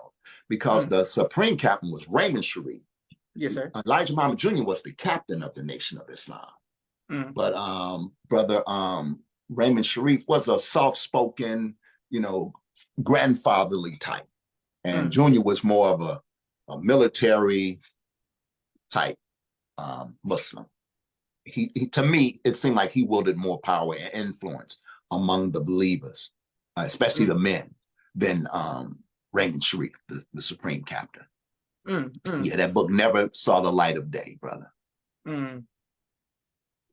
Yes, sir. Okay, well, great. All right, my next question for you, sir, is growing up in the nation, we heard often the world travels. We were in Muhammad University, and people who were watching all around, we kept hearing this voice explaining the ministers traveling, explaining the commercials before it came on, and things of this nature. What did you have to do with that? Letting us people who were still in America get to experience the travels of the nation and the minister and the world tours. And you're talking about like the documentaries that were done and you heard the narration? Yes, sir. Yes, sir. There was two brothers. Okay. One whose voice is much better than mine. His name is Brother Hawk. Okay. Brother Hawk is a very unassuming brother that you've seen, who's the head of the video department now, Brother Hawk. People remember him. Let's see, Hawk is from, did Hawk come out of Washington? Very beautiful brother, man, a very spiritual brother, beautiful family. And, we couldn't pay actors or professional people to do the narration. So Hawk and I would do back and forth and doing narrations on it, And sometime if we didn't use our voice, then we insert the minister's voice. That's the greatest voice of all time. So those were the little voices you heard, was myself and Brother Hawk. And Hawk's voice was all over. Oh, and I got to get this one. And man, Allah is so beautiful the way this works. You asked me about this. Remember at the first one, and it relates to what you're asking me, so I don't get way off bounds. I said that the minister has left us with many tools. And one of the tools I was thinking of, we did an assignment with the minister called The Time and What Must Be Done. Yes, sir. It was originally going to be 52 separate lectures, and it wound up being 58. Okay. The minister wanted one for every week of the year. And in those openings, you'll hear, that's Brother Hawk's voice that you hear. From around the nation. And, he really talks like that, by the way. Yes, I can just pretend to be an announcer, but Hawk speaks like that. I'm from the hood. So I say this and that. So I can, project that, because in the profession I'm in, you have to. As a matter of fact, I had a Zoom meeting for the University of Loyola teachers, and we were all on Zoom. And everyone was like 20-something professors, just like all those album covers. Yes, you see that many pictures, and every person had to come up and introduce themselves. I mean, these people have been teaching for 20 years, 30 years, 40 years, a former announcer. Then it was my turn. You introduce yourself, and then you say what you did, and when you start teaching, and what are you teaching this? The minute I got on and said, this is Duane Muhammad. I taught here last year, and I'm formerly from NBC. And three of the guys, whoa, man, I need you to do some commercials for me. And one of the guys that said that, he used to produce Johnny Cash's albums. Johnny Cash was an old folk singer that used to sing, "Hi, my name is Johnny Cash." He was the guy that taught Johnny Cash to say that. So whenever he does an interview, always remember to say his name. So the minute they heard my voice, they said, man, we need to use you. I guess because I'm a baritone, and, Black men that have that kind of voice, there's a richness to that voice. I haven't learned how to perfect it or anything, but I was blessed because my voice changed to this, what you hear now, when I was 13. I woke up when I was 13, and I woke up and I'm like, oh man, this is cool. My voice is, but it would go back up. It was going up and down. So my dad thought, maybe you got a cold or something, but let's see what happens. And just start getting deeper and deeper. And ever since 13, it's been like this. And when I got into television, I was really cognizant how I sound, because now I'm listening to announcers. And then back in the day, you had to speak a certain way to be on radio. You had to speak a certain way to be on television. So now I'm surrounded by it, and I would emulate many of these guys. I mean, like we have a man by the name of Ron Madras. He was an anchor. This dude had like he had a what we call a photographic memory. But his voice, man, the minute he starts speaking, I said, man, when you're at home, do you speak like that? He says, yes. I say, dear, what are we having? Are we having peas and carrots again? Or the same thing we had yesterday? They have no casual way of speaking. They speak like that all the time. And I always admire that. So I'm an admirer of a person's voice that they can articulate well. And that's one of my goals, is to try to be a best representative of what the Honorable Elijah Muhammad teaches. So that's where that comes from. Yes, sir. All praise due to Allah. And thank you, everyone. Some people are showing you love all around the world. Brother Duane, my next question for you, sir, is your mentioning of your nephew, Sister June's son, and your relationship with him. How important and how valuable has that been? I'm glad you asked me that one, because I want to bring context to another point I made earlier. If you remember in part one, and for those who haven't seen it, you should go back and see it. It was when I was working at NBC, and Abdullah came by to let me know the minister is rebuilding the nation of Islam. It was him and his friend, Brother Wendy. And I kind of didn't take them serious. You know, when they came in, I said, oh, that's cute, man. You are rebuilding the nation. Because I didn't have the seriousness that anyone could ever rebuild the nation of Islam unless it was Elijah Muhammad himself. So Abdullah's telling me about the minister, and our relationship has been always close, because remember, his sister raised me. So the closest niece and nephew I had was Abdullah and his sister Aisha. Some say Aisha. And so it's always been, I'm the closest uncle to him. You know, I was teaching and training him when he was little. The spiritual part of it, I hate to admit this, and I'm just going to tell you how I feel. And I used to tell June about this. I never felt I was spiritual enough in Islam. You know, I understand the teachings. I love being a Muslim. I'm unashamedly a Muslim. I love it. But it was a spiritual aspect of me that I felt was missing. Like when I was telling you, when I was immature as a young Muslim, you know, I alluded to John Ali. And that really showed my immaturity, that I walked off the job. And, you know, as I got older and reflect on that, you know, that was a stage I was going through. My nephew has always been spiritual. You know, he's always gravitated toward teaching. You know, nobody pushed him to it. You know, as a little boy, he was just always spiritual. His sister as well, but they got it from their mother and their father. So what else you going to be, a rock and roll singer? So Abdullah's always had that, and I always saw it in him when he was a little boy. I remember he used to teach from the rostrum, him and Brother Ishmael. You know, they were on the rostrum as little boys. And I don't know, for whoever's looking at this, you try to stand in front of people and talk about any subject for 30 minutes. And after 5 minutes, man, you ran out of gas. But it's something about a person's spirituality is what I'm trying to explain. Like the minister, I believe the minister was a spiritual person before coming into the Nation of Islam. It's like he was born and made for the job. And I don't mean to discount what he does by saying a job.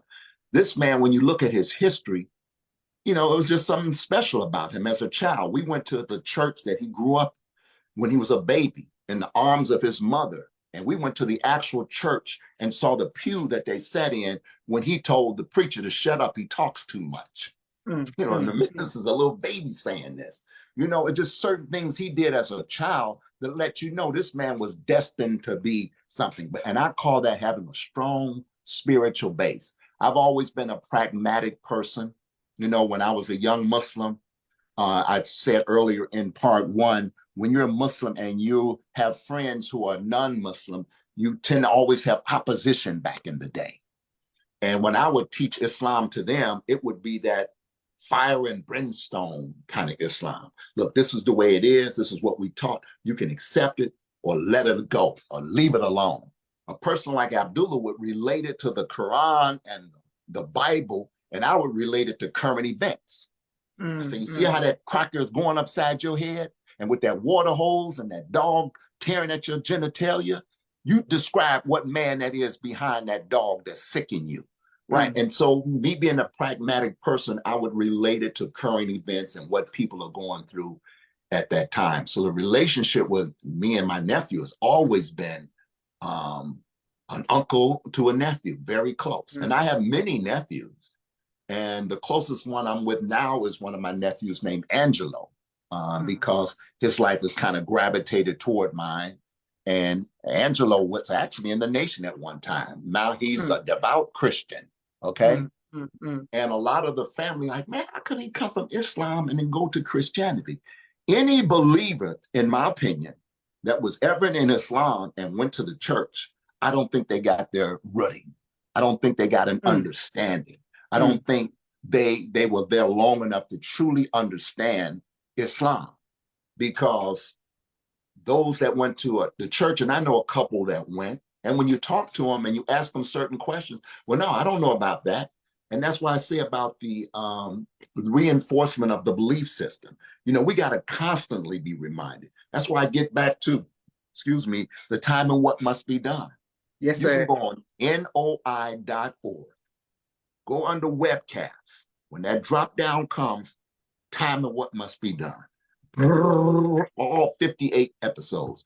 Yes, you know, sir. we like to binge on movies on Netflix. Just binge on Minister Farrakhan for a while, and that will help reinvigorate you. That will reignite you. But those are the things that we need to keep us on, because you realize when you're looking at the minister and him teaching, he's more than an encyclopedia. He's more than the Google. This man, he knows the teachings inside and out. It reminds me of an incident that happened in Phoenix. We were at the table. And remember, I told you with the minister and me, when we talk old times, because him and I can relate further back than a lot of the believers that are at the table. Like two old friends talking. And I remember asking him in Phoenix about the incident in 1972 when we were interviewing him for the book I talked about. And he used to remind me about that. And I asked him, I said, Brother Minister, you remember the book, 1972? My little heart got broken again. He didn't remember it. And he saw the look on my face. He said, brother, I may have forgotten that, but I tell you one thing I'll never forget. And that's the teaching, brother. You know, we all clap, you know, like you do your little clap, because you think about the minister. Let me say this about him. You know, when we were promised friendships in all walks of life, money, good homes, and friendships and all, who do you think have more friends than anybody you would ever know? Minister Farrakhan. We can be with this man and he'll say, look, when I was with so-and-so and so-and-so, and we were walking down, I said, Brother Minister, you know so-and-so and so? He just knows so many people. When I say know him, though, he's friends. They got his number. He's got their number, and they love him. I mean, people of notoriety that this man knows. But you can understand why he has so many friends, because you, Josh, you've been in his presence. I saw some video. I think you posted that I think it was at one of the martial arts events, and you were on the curb and he motioned you and you went into and you hugged him and stuff. Oh, Savior's Day. That was the last Savior's Day, right? Yes, sir. Yes, sir. I'm thinking of the martial. And when you leave him, you feel you have a special relationship with this man.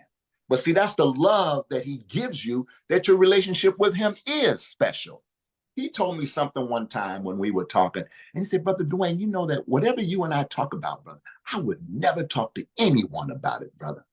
I would die before I tell anybody of anything we talked about. Now, as he's saying this to me, it never even came in my mind that you would be saying anything about, and it's not like I was saying, Brother Minister, you know, you can't say this to anybody, you know? Yes, sir. Yes, sir. It's just the way he is.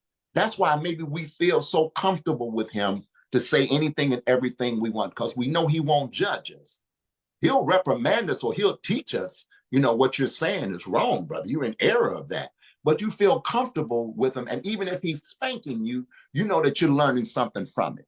But I think if he's spanking you and you don't learn something from it, it might be some imbalance or something with the heart that's not right, because any jamming, as we say, that I ever got from the minister, I took it in and took it as a lesson, because you're learning from it.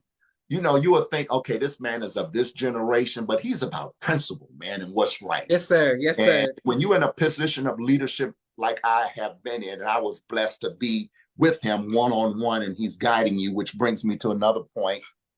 You know, when I came back to help him, and when I finally was reconverted back to Islam to become a better Muslim, because remember, we got all the study material. So now I'm a much better Muslim than I was before, because I'm getting closer to that spirituality.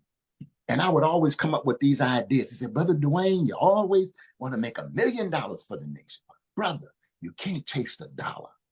Let your programs be based upon going after our people. And the dollar has to be in the back. And I'm thinking, wait a minute, I'm here to increase the bottom line. It's about the money. So I'm struggling in my head. Well, first you said increase the bottom line, minister, but then you say you got to go after the people. So if you develop the program, you're going to get the people, and now that you got the flock, the money is there. He said, stop putting the money in the front. It's just like what you just asked me about, the young people coming together and doing these programs. You know, your motivation doesn't have to be about the money. Your motivation is getting the word out to the people, even if we're talking to one another. The persons that are looking at us right now are the believers, and they get it right away. But you got those who are out here who want to know more about the Muslims, and this dude, he's supposed to be the son of the son-in-law, or the what? Let me see what they're talking about. You know, and that's okay. But out of something that you and I say, brother, it's going to be something to perk that mind up and open up that heart, and then to do more research. For those who are watching, I'm going to tell them again, go to noi.org. You see webcasts, click that. It'll be a drill down and go to the time and what must be done. And when the believers who are watching this now, when you go back to look at it, you say, and minister was saying all of that. You heard it before, but you got to hear it again. You got to keep on hearing it, because it reinforces that belief system. And then let your son, daughter, nephew, grandchild sit on the lap while they're watching it. Because the children will fall in love with the minister so much quicker, because they see things that we don't even see. And that's what my recommendation for those that will encapsulate everything that I'm saying. Because the minister, I think if I remember the very first one, he goes into what I told you, what I remember about coming up as a Muslim, the history of Yaqub, going into the hills and the caves and hillsides of Europe. Moses coming to them 2,000 years later. And then every 200 years, another people being made till they finally got to that last stage. That stuff I learned as a child, and I remember. But when the minister does it in that language, like the messenger told him, brother, you put in that beautiful language. And the language that he does, brother, is beautiful. Okay, I'm going to say one more about NBC. I was editing something of the minister, and this was in the 80s, and I had 3 reporters, because anytime I was editing something in the editing suite, and this is the mid-80s, reporters would come in because they hear his voice. And I remember 2 of them saying, man, this man is one of the best orators I've ever heard. And I've been around a long time. I've heard Martin, that man is the best. They, you know, it was like I wasn't sitting there. They were giving accolades to what they heard, talking about the way he speaks and teaches. And I'm thinking, okay, they must like the minister. It's not about liking him.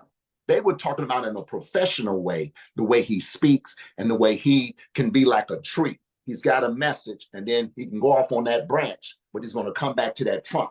But he's going to go back up and go to a branch here, but he always brings it back. And we as believers, we don't think about it like that, but that's what he does. But he keeps you enthralled. Who else do you know you can fit for 2.5, 3? He used to do some 4 and 5 hour lectures, man. You know, and the brother is gifted, you know, unlike, there's something else he told me. I hope the minister don't mind me saying these things, man. Please forgive me, but I'll get the call if he doesn't. The minister is not I don't think it's what you would call, he is not in the line of orators to me. You know, when you think of persons of great orators, Martin Luther King, Paul Robeson, you know, Frederick Douglass, you know, if you ever hear any of these recordings, they were great speakers, but oftentimes they had scripts. They wrote stuff out. You know, and they go and they practice it in front of a mirror and that kind of thing. Malcolm X, great speaker, okay? But the minister is totally different. A man that comes out, he may have a book or something in his hand, which might be the Bible and the Quran and something else somebody handed him. But once this man gets to speaking, it's different than anyone else. This is what he told me one time about him being a minister in Boston.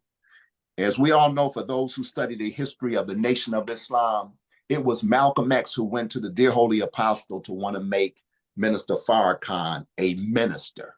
And the messenger's response was, no, put him under some leadership, you know. And I think he was made a captain. And then the minister wound up in Boston, and there were two ministers of that mosque, of that temple. And one of them left. One of the ministers left because of finances or whatever. And then there was one minister left, and eventually that minister was gone, and it was the minister, Lewis, at Boston, correct? Correct. Malcolm would ask the minister to come up to New York and speak at the temple. When Malcolm spoke, and if you can listen to any of his lectures, you say, oh man, that's nice, that's nice. But when Malcolm spoke, he wasn't able to empty the pews to come and accept your own, to be yourself and help in the Nation of Islam. But when the minister spoke, he emptied the pews. They not only heard the word, but his word was transformative, where they would want to come and join the nation. So any minister that is speaking, and your father can relate to this as a minister, your job as a minister when you're at a mosque and you have believers and non-believers or visitors, what is said at the very end? How many of those have heard what you said to be good for Black people and would like to come and join us in building and going through that whole thing, right? That's when you know if you reached anybody. Then you start seeing them coming up and coming and shaking the hand, going with the secretary, the whole bit. And I'd be like real tight in my stomach, man, when a brother has done a really good job, and then I just see a couple of people go up there. You know, it seems to me, man, if I was up there, it would take all the wind out of my sails, right? But I have to make another confession. Anytime we did an event for the minister, and of course, we're always ahead because we have to do the scouting and we have to set up the gear and run cable and the whole bit, I would always be nervous, hoping that the place would fill up to the capacity. Be in that place, all these damn seats, man. And, you know, we're in another city, you know, but eventually, guess what? It would fill up, brother, and it'd be overflowing.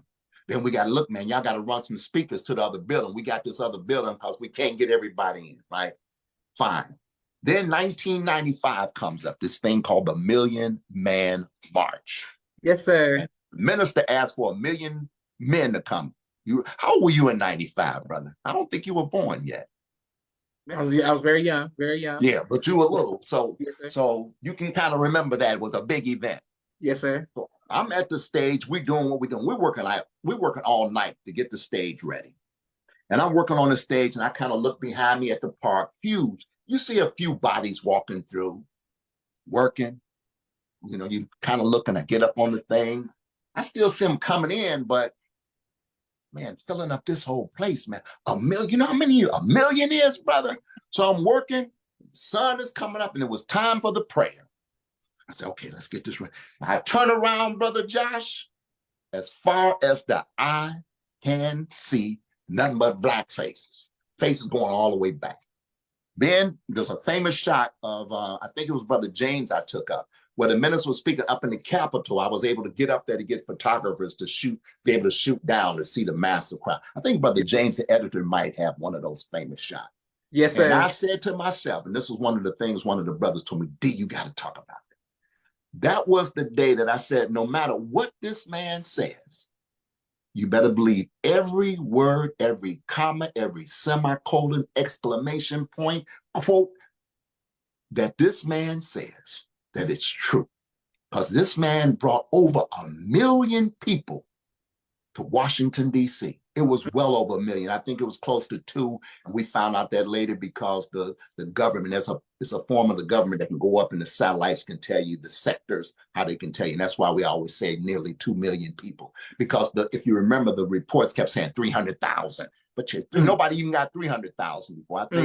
I think King in 1963, he may have got a 200 and something thousand. All right. And of course, they didn't want to get a minister if it was 300,000, but it was, well, at least 2 million. Right.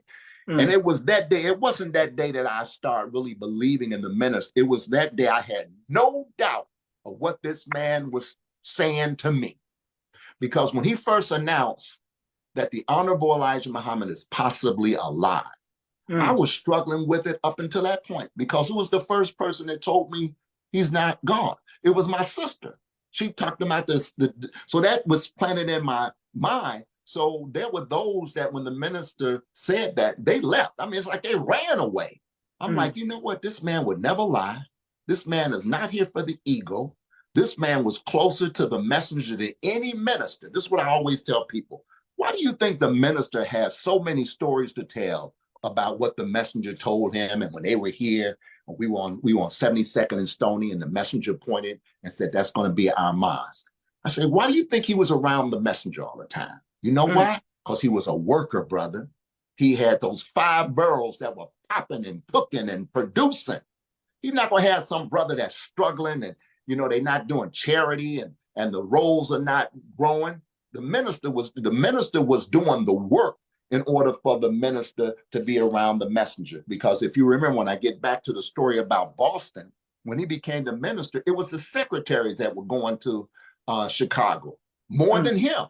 But he never felt nothing in his heart like, man, I'm doing all this work. He was just anxious for them to get back. So what did the leaders say? What did he look like? Did he look good? Was he shining like he? You know what I mean? The love that he had for him. And then eventually what? The messenger will call him out. And that's my theory of why the minister has so many instances with the dear Holy Apostle, because he was a worker, he was producing, and therefore he qualified to be around the minister. And you listen to table talks, man.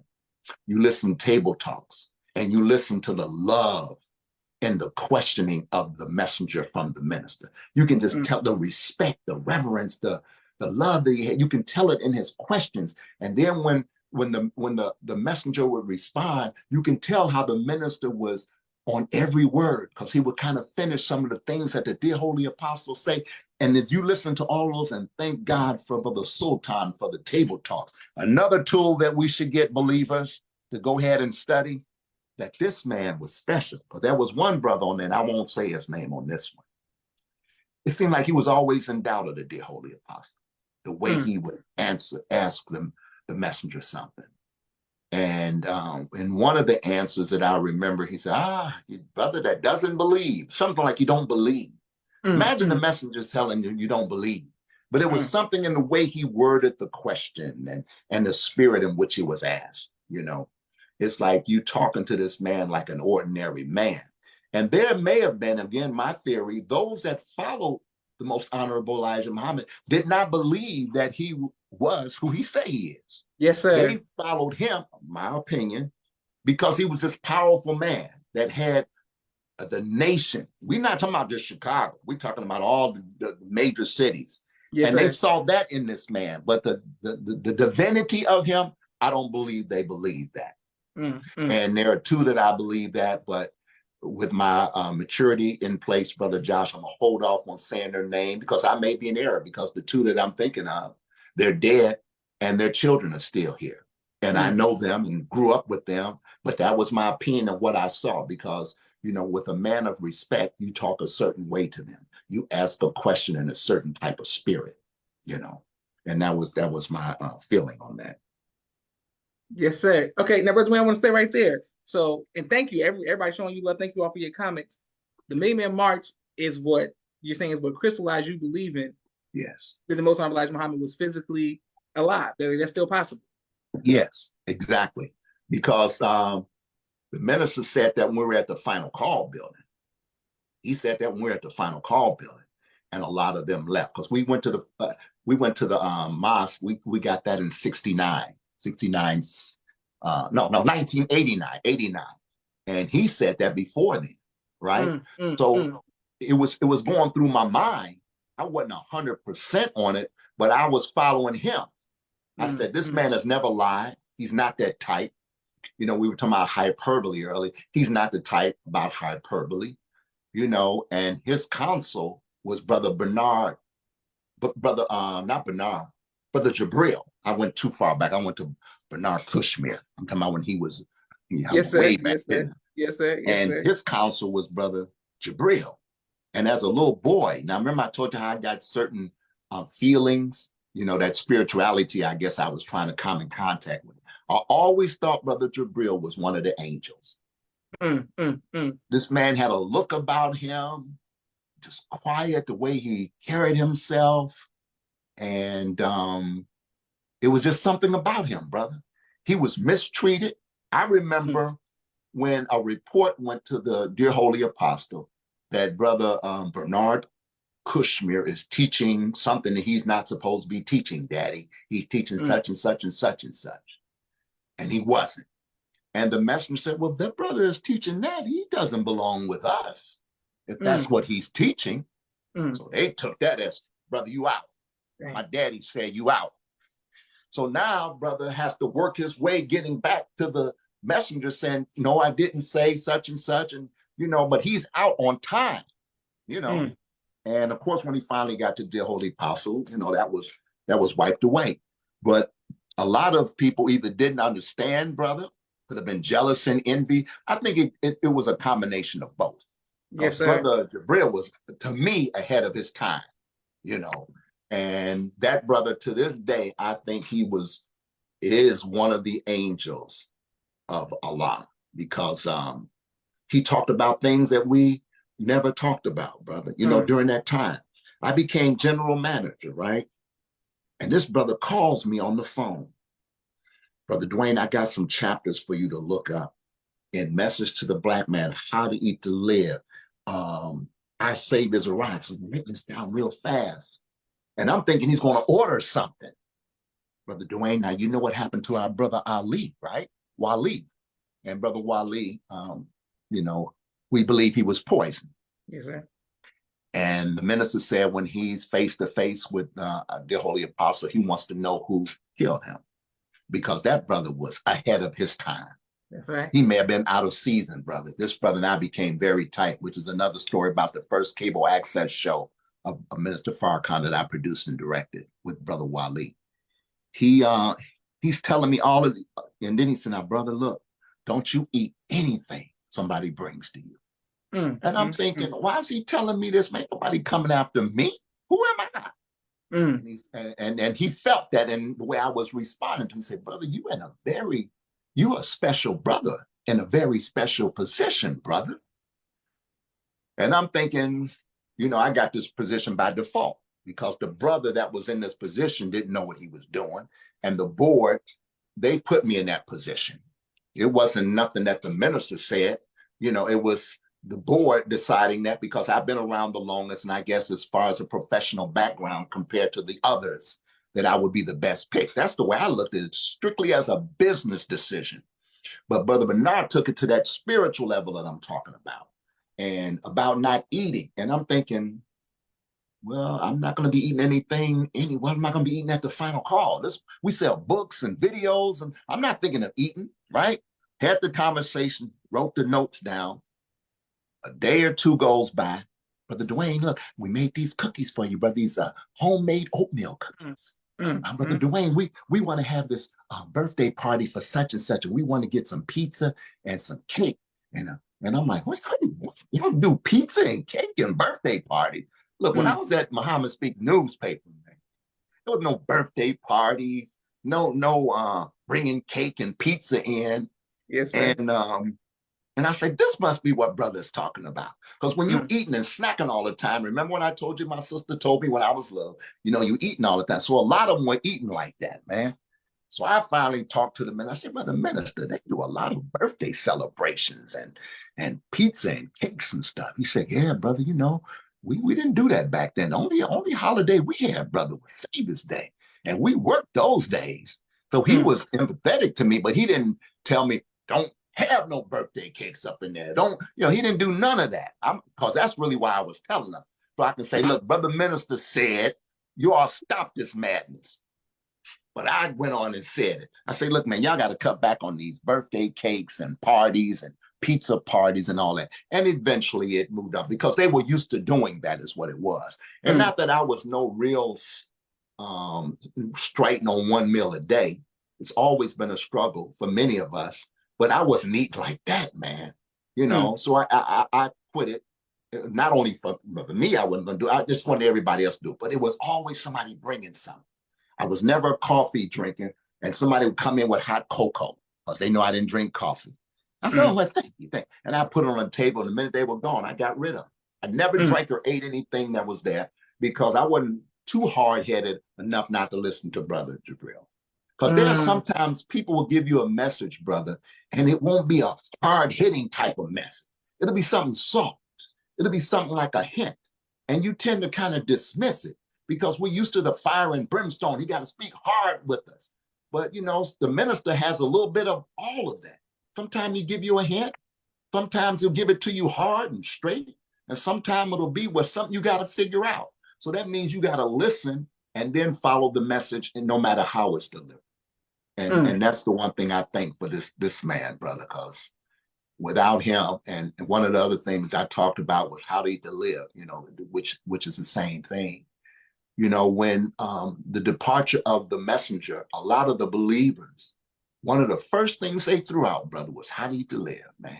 I remember going over relatives' homes who were Muslims, brother, back in the 30s and the 40s, okay, before I was born, and they eat shrimp and lobster, shellfish. They weren't eating no pork, nothing like that. But there were certain things that we just didn't eat. And when I would look at it, I said, oh, what's up with your mom? Why she eating it? No, don't say nothing now. Don't say nothing, Duane. And I wouldn't, because it became a detriment to them, because now they're eating like they ate, in the world, or their friends ate. And many of them were out of here very early because they took how to live and discounted it. Because when you read how to live, brother Josh, it's so simple. And that's why people may not take it as serious as they should, because the way it was put, it's like, it's got to be more to it than this. But what are they talking about now? Fasting. What do they call it? Intermittent fasting. Vegetarianism. They talking about all the things a vegan. Messenger, since 1930s, we've been doing this. That's right. And that's our foundation for a much healthier life, is how to eat to live. So I'm glad I was able to get that in. Yes, sir. I won't be able to tell everything, Josh, because I know when we leave, it's going to be some, Brother Duane, you forgot to tell this. Man, what about when we did that? I'm like, come on. It's going to be the Duane Muhammad and Josh show pretty soon, man. And they're going to get tired of me. It's not seen enough of me. We go look at something else on YouTube, fake video. Brother Duane, I want to thank you very much. And just read some of the comments. People are showing you love. Ms. Aisha says she remembers that. Sis Naima says, wow. So Sandra, all praise to Allah. Brother Mark Diesel, walaikum salam, sir. He says, my brother. He says, Mark Duane, aka Fearless Leader. Sister Sandra says, all praise to Allah. Thank you, Brother Kashif. And then Brother Mark Diesel says, no crying D. Like with an exclamation mark. So. Oh, I know who that is. Yes, and I get emotional still, Brother Josh. I'm not going to hold you, because I know you probably got a show, Ed Sullivan, coming on after you or somebody. But I don't know, when I've gotten older, I'm like more, when I say emotional, it's just, it's those tender things that touch me, that when I was a young heart, when you talk about the fearless, but as I gotten older, I've gotten a little more tender-hearted. Yes, sir. I've gotten kinder in my old age. I've gotten a little bit more patient, except with my youngest daughter. She'll tell you, no, Dad needs to work on one thing. I got to say this one too. I got time to say this one? Of course, go ahead. The minister said, go to your children and ask them, what is it you think I can improve upon? What is it I can do to be a better parent? I'm paraphrasing, of course. Yes, sir. And when they tell you, don't say nothing, shut up, listen, and don't get upset talking about, I'm your parent, and they already know all of that. So you remember this, right? Of course. So now my last child, I've been raising her on my own since she was 3, Salima. Mm. And so naturally, and she's brilliant, brother. She's much smarter than me when she was little. I'm not saying she's smarter than me now, because when she sees it, she say, Daddy, see, you even said. But she's always been brilliant. And so I said, since this is my last one, inshallah, I asked, I said, baby, what is it that Daddy could do to be a better daddy? I want you to be able to critique or criticize me. And as I'm saying the sentence, I can't finish. Daddy, you holler too much, right? So not you when a parent hear a child saying you holler too much, I'm thinking that, but to them, it don't matter because my voice carries. And she said, Daddy, you holler too much. And then I was about to interrupt, like the minister said not to do, right? So I'm listening, I'm trying to be humble, and I'm listening, I'm thinking in my head, I don't holler at this girl. And then, and I said, okay, what else, baby, besides, oh no, Daddy, that's it, just, Daddy, that's enough, right? And I said, I tell you what, baby, I'm not going to disagree with you, but when I do that, I want you to tell me, because I know I talk loud sometimes, but she'll say, Daddy, I can hear you in the other room when you're on the phone. You know, and it's not that I'm loud. I have it on speakerphone and I talk like I'm talking to you now. But to her, I talk too loud. But that's different than hollering. And I said, tell you what, the next time I do it, baby, you let me know. And sure enough, I was jamming her up on her room. Baby, that room, it shouldn't be looking like that. See, that's what I'm talking about. I said, okay, you're right, baby. Look, let me tell you something, little girl. You better keep that room clean. Don't let me keep telling you about that. Now I'm talking through my teeth like this, but I'm not hollering. And she's thinking ahead, yeah, I got this Negro to stop hollering at me, you know. But she was absolutely right, brother, because, you know, the stresses of life and we go through stuff. And as a parent, you know, and the brothers that, you know, calling me fearless leader. And I think one brother said, you know, don't get all emotional and start crying. They saw the tender side of me too. But with your children, what side do they see of us? Because they see me in charge all my life of something. So when I'm with them, I'm in charge with them, but they need to see that tender side of you. Now, out of all my children, of the 6, 3 boys, 3 girls, it's my youngest baby girl that said, Daddy, you holler too much. Now, did my other ones think that too? Because right now, all they have is love for Pops, you know, because, you know, they'll tell you stuff like you said before, Daddy, when I was little, you told me so-and-so. My, you know, your guy, Ish, my middle son. Yes, sir. He went to Grambling down in Louisiana. And he had driven up here and to visit me to go back down. You know, we doing the little hug and the kissy thing. And he was saying, Dad, you know what? I just want to be good like that. And I'm thinking he's talking about grades. I said, yeah, I want you to be good. I want you to stay on the honor roll and lead them little thick girls along down south, fall in love. If he watches this way he's laughing. I say, fall in love with the words on that book and tell me about some girl you in love with. That's what you do. He said, no, Dad, I just want to be a good Muslim. Man, come here, man. I had to hug him so he wouldn't see me crying. Now my tears are going because for a father to hear a son or daughter say that, I just want to be a good Muslim, you know. And I said, where did he get that from? You know, it's from being in the culture of Islam, because he was special when he was little.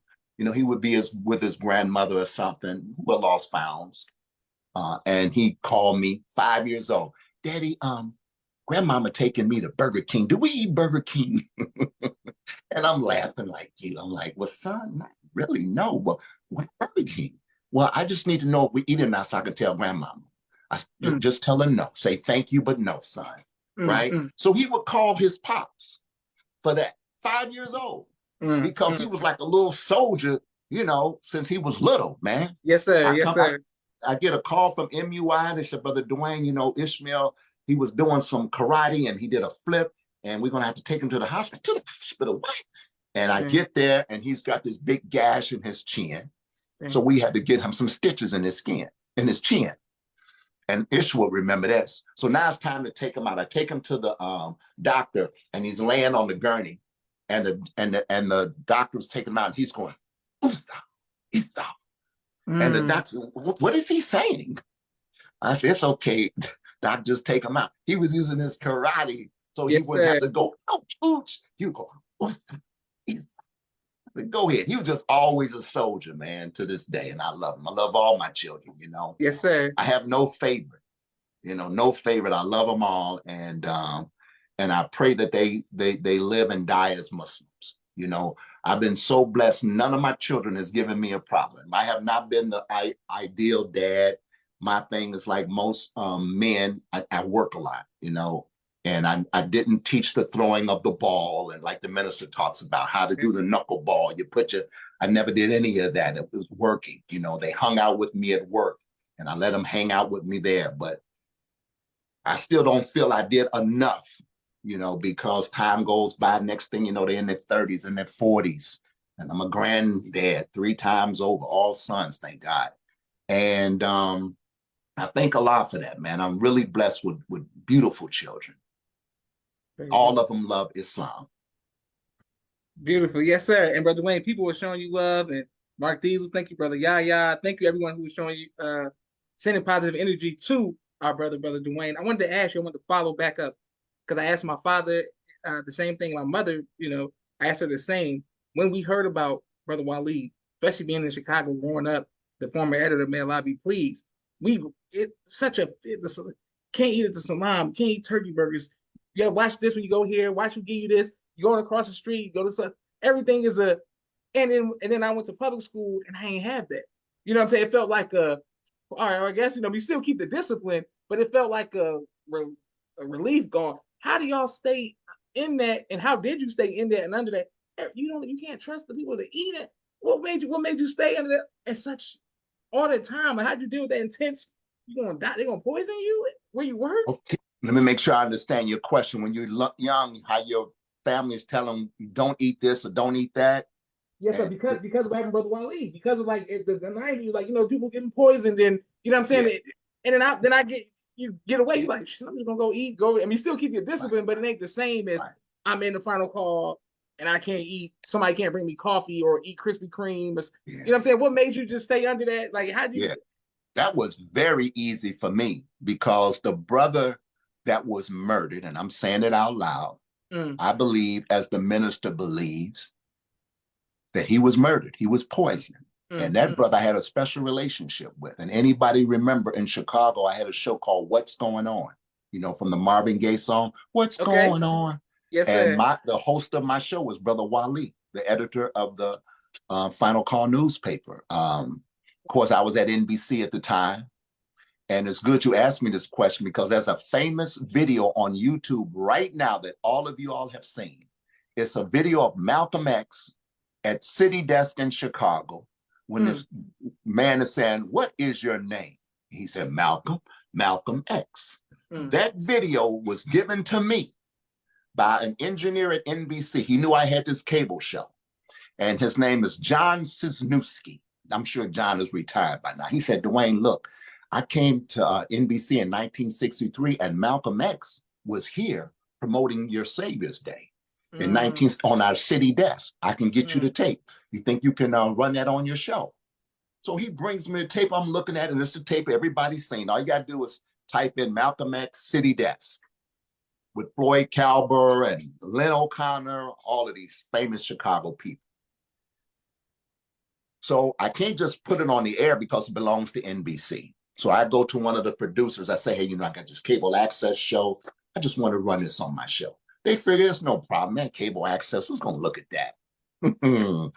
I run it, and we do it with Waleed, and Waleed was a brilliant brother. We have discussions around that. And then we would have videos of Minister Farrakhan. We do them in segments. And we had persons from the Panama Canal and different people talking about certain events. The show became very popular. It came on Wednesday nights at 10 p.m. Of course, we record them ahead of time. This is a true story. Let me preface it this, what Muslims always say, my word is bond. And when you're really serious, you say, my word is bond to the Savior. Yes, sir. The news director calls me in the office. Say, Duane, yeah, you got this show on cable access TV. You know it's on at 10. I need you to do me a favor. And I'm thinking he's going to ask me to be on the show. He said, you think you can move that time slot? It's affecting our viewership here at Channel 5. That's what he told me. His name was Mike, I can't remember his name. And I said, wait a minute, cable access is not part of, but the way they measure viewership in television is it's a measuring system called the Nielsen's. In radio, it's called Arbitron. YouTube, the way they count viewing, if somebody is looking at you for like 4 seconds, it's considered a view. I think that's the worst kind of, it'll say 1 million views, but some of them is less than 5 seconds. I don't call that a view. I call a view somebody sitting at least 4 to 5 minutes, maybe, not seconds. So I said, but can TV? He said, but that's the feedback that we're getting on our other research. Could you possibly move it? In no way in my mind I was going to move it, because first of all, I was in prime time. And I went and told Wally, I said, I almost said the guy's name is Mike Ward. That was the news director's name, Mike Ward. I said, Wally, you're not gonna believe this, man. Our show is doing so well that NBC is telling me to switch the time slot. He said, oh man, that means we got to hit even harder. And of course we did. We started doing the show, and he was my host up until 1998. And I think that's when Brother Wally passed, because he was poisoned. And then after that, I had Brother James doing the show. Then I started hosting the show. And it just didn't have that kick, because Brother Wali was an intellectual, man. This brother, he was a minister as well. He was just one of those brilliant Muslims, man. He turned the final call around and modernized it. This brother, again, was ahead of his time, man. And when I lost him, and the person's watching this, matter of fact, my show inspired Brother Munir Muhammad, who has Mohammedan friends. You may have had him on the show before he passed, I don't know. And he would come down and see what I was doing, and he started getting the Messenger and his show on all the different channels. And of course, I got too busy, and I eventually left cable access. So yeah, that was a long way of answering your question about the eating. So it was very easy for me not to eat, because you know what, eating is an experience you want to do with certain people. You know, eating is something that is not only shared in the food and getting fulfillment, but with company. So eating at the final call to me was a business, man. You know, it's like, even as a teacher, we're told do not eat in the classroom. Because first of all, you know, with the bugs and that kind of thing, and it doesn't look professional, you eating, and then we're telling students not to. Because in some schools, they don't want you bringing drinks in or food. Yes, and in high school, you got these young people who bring in, because they haven't eaten anything. So they bring their little snacks, and then they tell us, well, they got to eat it in a hallway. I'm like, well, look, you eat it at your desk, man, but make sure you put that up and make sure it goes in the garbage. But now, imagine me being that I'm eating a sandwich. You know, and then I'll talk to them about, look, you know, your food takes 24 to 36 hours to digest. You really should be eating one meal a day. Well, Mr. Muhammad, wait a minute. When we come in here, we see you eating. You be eating the Subway, and you don't need to see me eating anything. I have plenty of time to eat at home. So it was not difficult. It's not to say I did not eat at the final call, but it was very easy. And if I did eat, it was in my office, door closed, and that type of thing. But eating someone else's food, that was real easy, because it's just like, as a Muslim, we were real, what we call, scornful of eating over our lost found friends' homes, because the pots were cooked with pork. Yes, you know, if you got a skillet, and even though he making grilled cheese, I'm talking about when I was a little boy, and he making that grilled cheese was just bread, cheese, and butter. Where I come up, it was using margarine. Butter was too expensive, but I wouldn't eat it, because I know the pots and pans had pork in it. So it was easier for me. So by the time I got to the final call and Jabril telling me that reinforced it for me. And in their hearts, and many of their hearts, I'm sure they meant well to bring me cookies and whatever they were doing, which was, you know, fine. And 99.9% of them probably had none of that in their heart. But, you know, Jabril said, don't take a chance. Don't eat, don't drink nothing from anybody there. That's real clear. For me, it was understood. As a child, it's a challenge for you, because, as I said earlier, you tend to just want to eat, and you see them cooking it, but you don't know what they're doing back in their kitchen. McDonald's was another place I worked at when I was young. And you see the unsanitary conditions, how they doing stuff. I mean, again, being a Muslim, when I was working at McDonald's in high school, they sent me to a place called Hamburger U. That's Yes, called, sir. that stands for Hamburger University. And they train you to be a manager. And it was a work study program I was in at school. But then when I worked at a real McDonald's, I'm like, man, how would anybody eat this stuff, man? Because the sanitation just what they didn't have gloves. You're supposed to wash your hands, but even when you wash your hands, you still touch stuff. And then later on, they say the best thing is to wash your hands and then put gloves on. But then you're supposed to change your gloves at a certain time. None of that is practice. So you're better off eating at home. I hope that answers that for you, brother. Does it? It answers it perfect. And thank you very much to Severe. People showing you love. Thank you, Brother Mark. Diesel, we love you, Brother Mark. I wanted to ask you, we got to talk about Michael Jackson. We got to talk about Michael Jackson because we left off there. Well, I ended on, okay, go ahead. You got it? No, sir, I'm listening. Okay. On part one, we ended on, we were leaving the courthouse and Michael got on top of the vehicle and he motioned for me to get up there. And I got up there with him with my camera. And what I was going to say, I had a phone on my hip. And my phone, as soon as I got up there, it seemed like it was just going crazy. You know, I had it on vibrate, but you know how a phone will vibrate for a while, it would stop, but it was constant vibration, just wouldn't stop. And it got so annoying, I had to take it off and throw it to my nephew. We get in the car, I do the shooting. Michael is doing this little dance. And the reason why he's dancing on top of the vehicle, to put context to it, as I mentioned earlier, there were thousands of people outside in front of the courthouse, out in the grassy area. They had the speakers out there playing Michael's music, of course. And when Michael got up there, naturally he does this little dance and they screaming and going crazy. And I'm just recording and the other brothers on the opposite side of me and recording. We do the recording. He gets in the vehicle. I get in the vehicle, put the camera down. I'm watching my phone. Hundreds of messages. Duane, you're on live, man, on CNN, MSNBC, CBS. Like when the president speaks and they break in, man, that's how they broke in. And we saw you up on top of the, man, you're going to be seen all over the world. And I'm like, oh, okay, I guess. I didn't realize the impact till I went back to NBC and they told me. And of course, they all chided me. Yeah, so you Michael Jackson's personal videographer now, huh? I'm like, no, man, it's just a little project I was doing, you know, doing of course, you know, you can't, you know, that secretive organization. Yes, I said, no, just some freelance stuff I was doing, you know, working on something. And I just got in the middle of it. And then people would see me and say, hey, aren't you the one that was on top of the vehicle with Michael Jackson? I'm like, how do they know that? Because all you can see is half of my face. But apparently it was on different cameras and different stations may have taken. And then through the years that dissipates and then people forget about you. That's why when I first got on Facebook, I said, you know, I got one famous picture. Let me put that up. And if you go on my Facebook page, you'll see that picture of me and Michael on top of the vehicle when I was videotaping him. I don't know the year it was, but of course, that was when I told you the minister sent us to California to go ahead and do that. So we did the shooting on the grounds. I did a whole lot of shooting. And of course, when you get through, we turn in the tapes because, you know, you have to have somebody to view them and take notes. Then soon after, certain things start happening. Michael was actually working on a concert during that time. And then shortly after that concert, I don't even know if he did the concert. And that's when the news came that, you know, Michael's doctor had given him this drug to help him to sleep.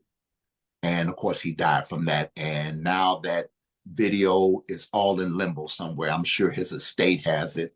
And those tapes may be locked up somewhere in a box. Who knows? I know we shot it on what's called beta SP tapes.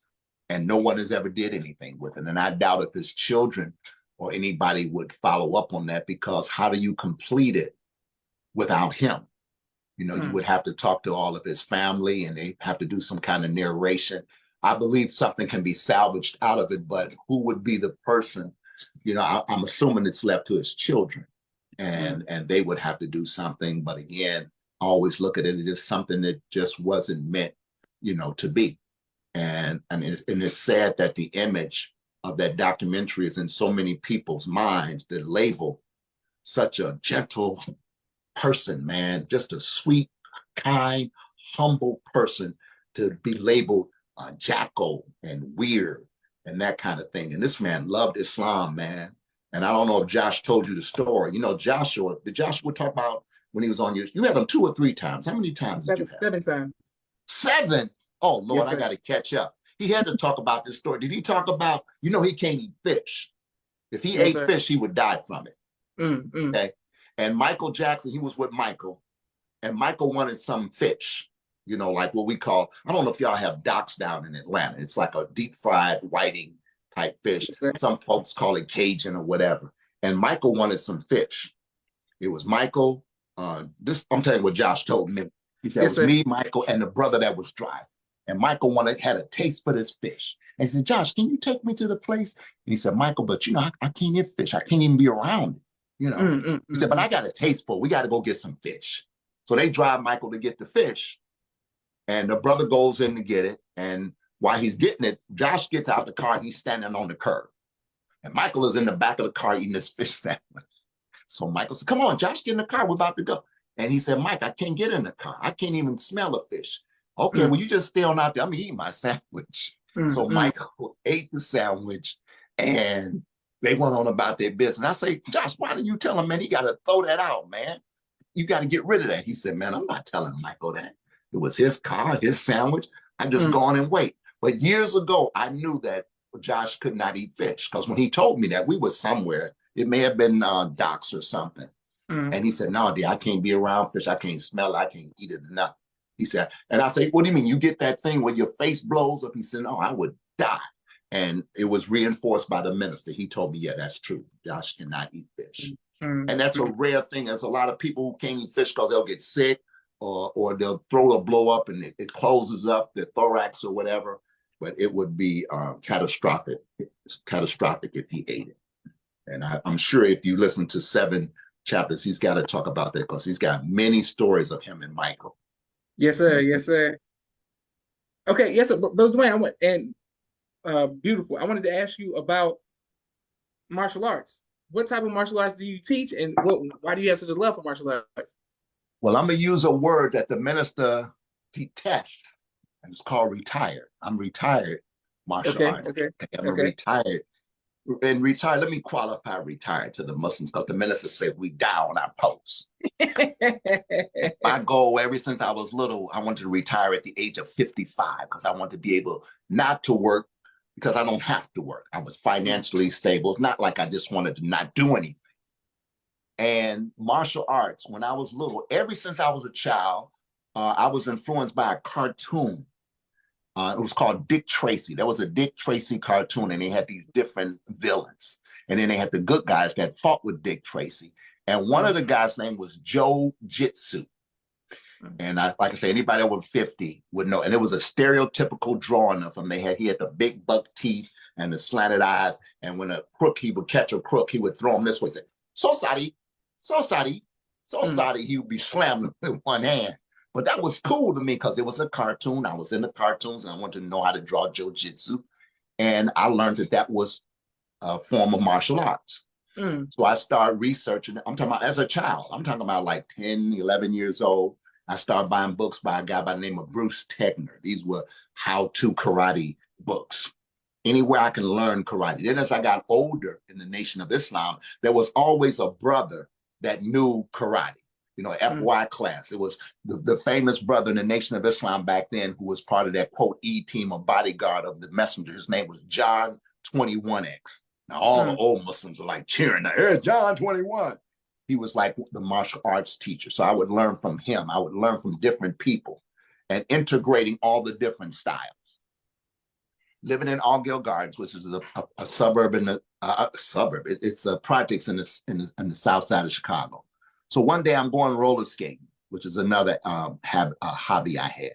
And I saw this brother, he had a jacket on and he had the fist on there with the Japanese writing, and it would look fascinating to me. And I said, hey, sir, can you teach me karate? And he looked down at me and he said, no, son, your mind is too soft. You can't learn how to do this. And naturally, I was hurt from that because I want to learn karate. And I'm searching to learn karate. And a guy told me, man, you got to talk to a guy by the name of Carlos. He teaches judo. This is in Allgill Gardens. And this was before 5th grade, because in 5th grade, we moved out to the city of Chicago. So I met Carlos, who taught me judo. So my first introduction to the martial arts was old-fashioned judo, Judo, not jujitsu, judo. And he taught me judo. And now I'm going through life, you know, learning from different people, not learning the correct form, not learning what we call the history of karate, the style, as you're asking me, all of those things. So as a young boy, I was living at the YMCA in Hyde Park, Chicago. They used to have a YMCA there. And in that YMCA, I lived there for a short while. Matter of fact, during high school, because I would go back and forth from June to the Y and that kind of thing. Because my uncle ran that Y, and that's why I was able to get in. They had a gym and a track upstairs. So I used to run the track, and I'm looking down, and I see a karate class going on. They got their gis on and the whole bit. So I run down there, and I sit down there with the students. And they're getting up to spar, and I'm doing the sparring the best I can, just from the little bit I've been learning. Then I'm grabbing people and flipping them too. But in karate, you don't do that when you're sparring.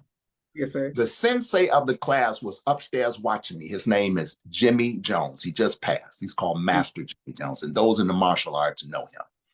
He's down there watching me, and he came up to me and said, "Hey, look, you want to sign up to my class?" And I'm like, "Yeah, I'd love to do that." He said, "Okay, but you know, it's a fee. It's $30 a month." You know, he's telling me, I said, "Okay." He said, "I tell you what, I'm getting my own karate school in Chicago on 76 in Cottage Grove. Why don't you come and be a student there?" Okay. And then when he's sitting down, he's teaching me, he said, like, all of those different styles that you learn, I want you to forget about all of them. You're going to learn Shori Goju, Kyoko Shinkai. He taught two different forms. Shori Goju, they call it USK, United States Karate Association. They always put an association on it. So the very first formal martial arts that I learned was Shori Goju, to answer your question. My sensei was Jimmy Jones and Ben Peacock. Now, those two names that I mentioned, the people in Chicago and who know the martial arts world, they would be in the book of the history of Chicago, because Jimmy Jones sensei was a man by the name of Count Dante. Count Dante was actually a hairdresser, and he brought karate to the Midwest. And he was a shady character, but Jimmy Jones was a very principled person. I received my black belt from him. So I started when I was in high school. I think I got my black belt at the age of around 16. Because again, I was one of those fanatic types who wanted to learn, went through the ranking real fast, and I finally got my black belt. It was actually Ben Peacock, his assistant, who was also a sensei, who awarded my black belt. But while I was learning, I was teaching. So everybody was calling me sensei way before I had a black belt. But it was Jimmy Jones that taught me what's called a formal style of karate, as opposed to learning this chokehold from this person or learn how to put somebody to sleep from that person. He said, no, you need to learn the jargon. You need to learn what we call katas, you know, the fighting stances. You need to learn the history of your sensei, the history of karate, how it got here. It's a formal learning. And from that, I learned that when you want to learn something, you want to learn the formal way of doing something. That's why I push school so much. You want to be a filmmaker, you want a formal education, because there are many filmmakers who never went to school. There are filmmakers who have done short films, but they were gifted. If you're not gifted in making a film, just go to school, learn how to do it formally, and do it the right way. There are some who learn by trial and error, you know, and that kind of thing. But I had formal training going all the way back to Columbia College, through my life experience, and then through Governor State to where I'm at now. So I always push a formal training on any endeavor of education that you're going to, whether it's degreed or not, that you get a formal knowledge of whatever it is that you're trying to. It's like you're going to be a minister in the Nation of Islam. You don't just study. You have ministry class. You go and teach people. You try to go to get your own mosque. You don't just be a good preacher and you want to teach to a few brothers. It's a discipline that you have to go through. You got to make sure you're not going into it for egotistical reasons.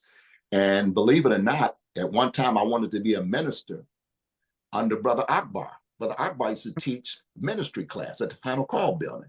And when I was getting into it, I said, oh no, that's not what I want to do. But you know what I want to do? I want to learn, how do you remember verses from the Quran and the Bible? How do you get your subject together? It wasn't necessarily, and if you listen to some old tapes, and if Hassan is watching this, He probably got a couple of them where I actually taught at the Final Call Administration Building. I mean, it wasn't no million seller. And Hassan, I believe he may have one or two of those lectures, but that was under Brother Akbar, who was the assistant to Minister Farrakhan. Oh, praise due to Allah. Yes, sir. And on that positive note, we just want to put a stop. I got to put you on the hot seat. Got to, inshallah, bring you back for a part 3. We want to thank you, Brother Duane. What if I don't know what to say, brother? What if I... Yes, sir. But thank you. This has been amazing. Salute to you again, as well as your family. Thank you for everyone who was watching. This is Joshua Leonard Muhammad signing off for the People's Podcast. Assalamu alaikum, sir. Alaikum salam, my brother. I love you. I love you more, sir. Thank you all for watching.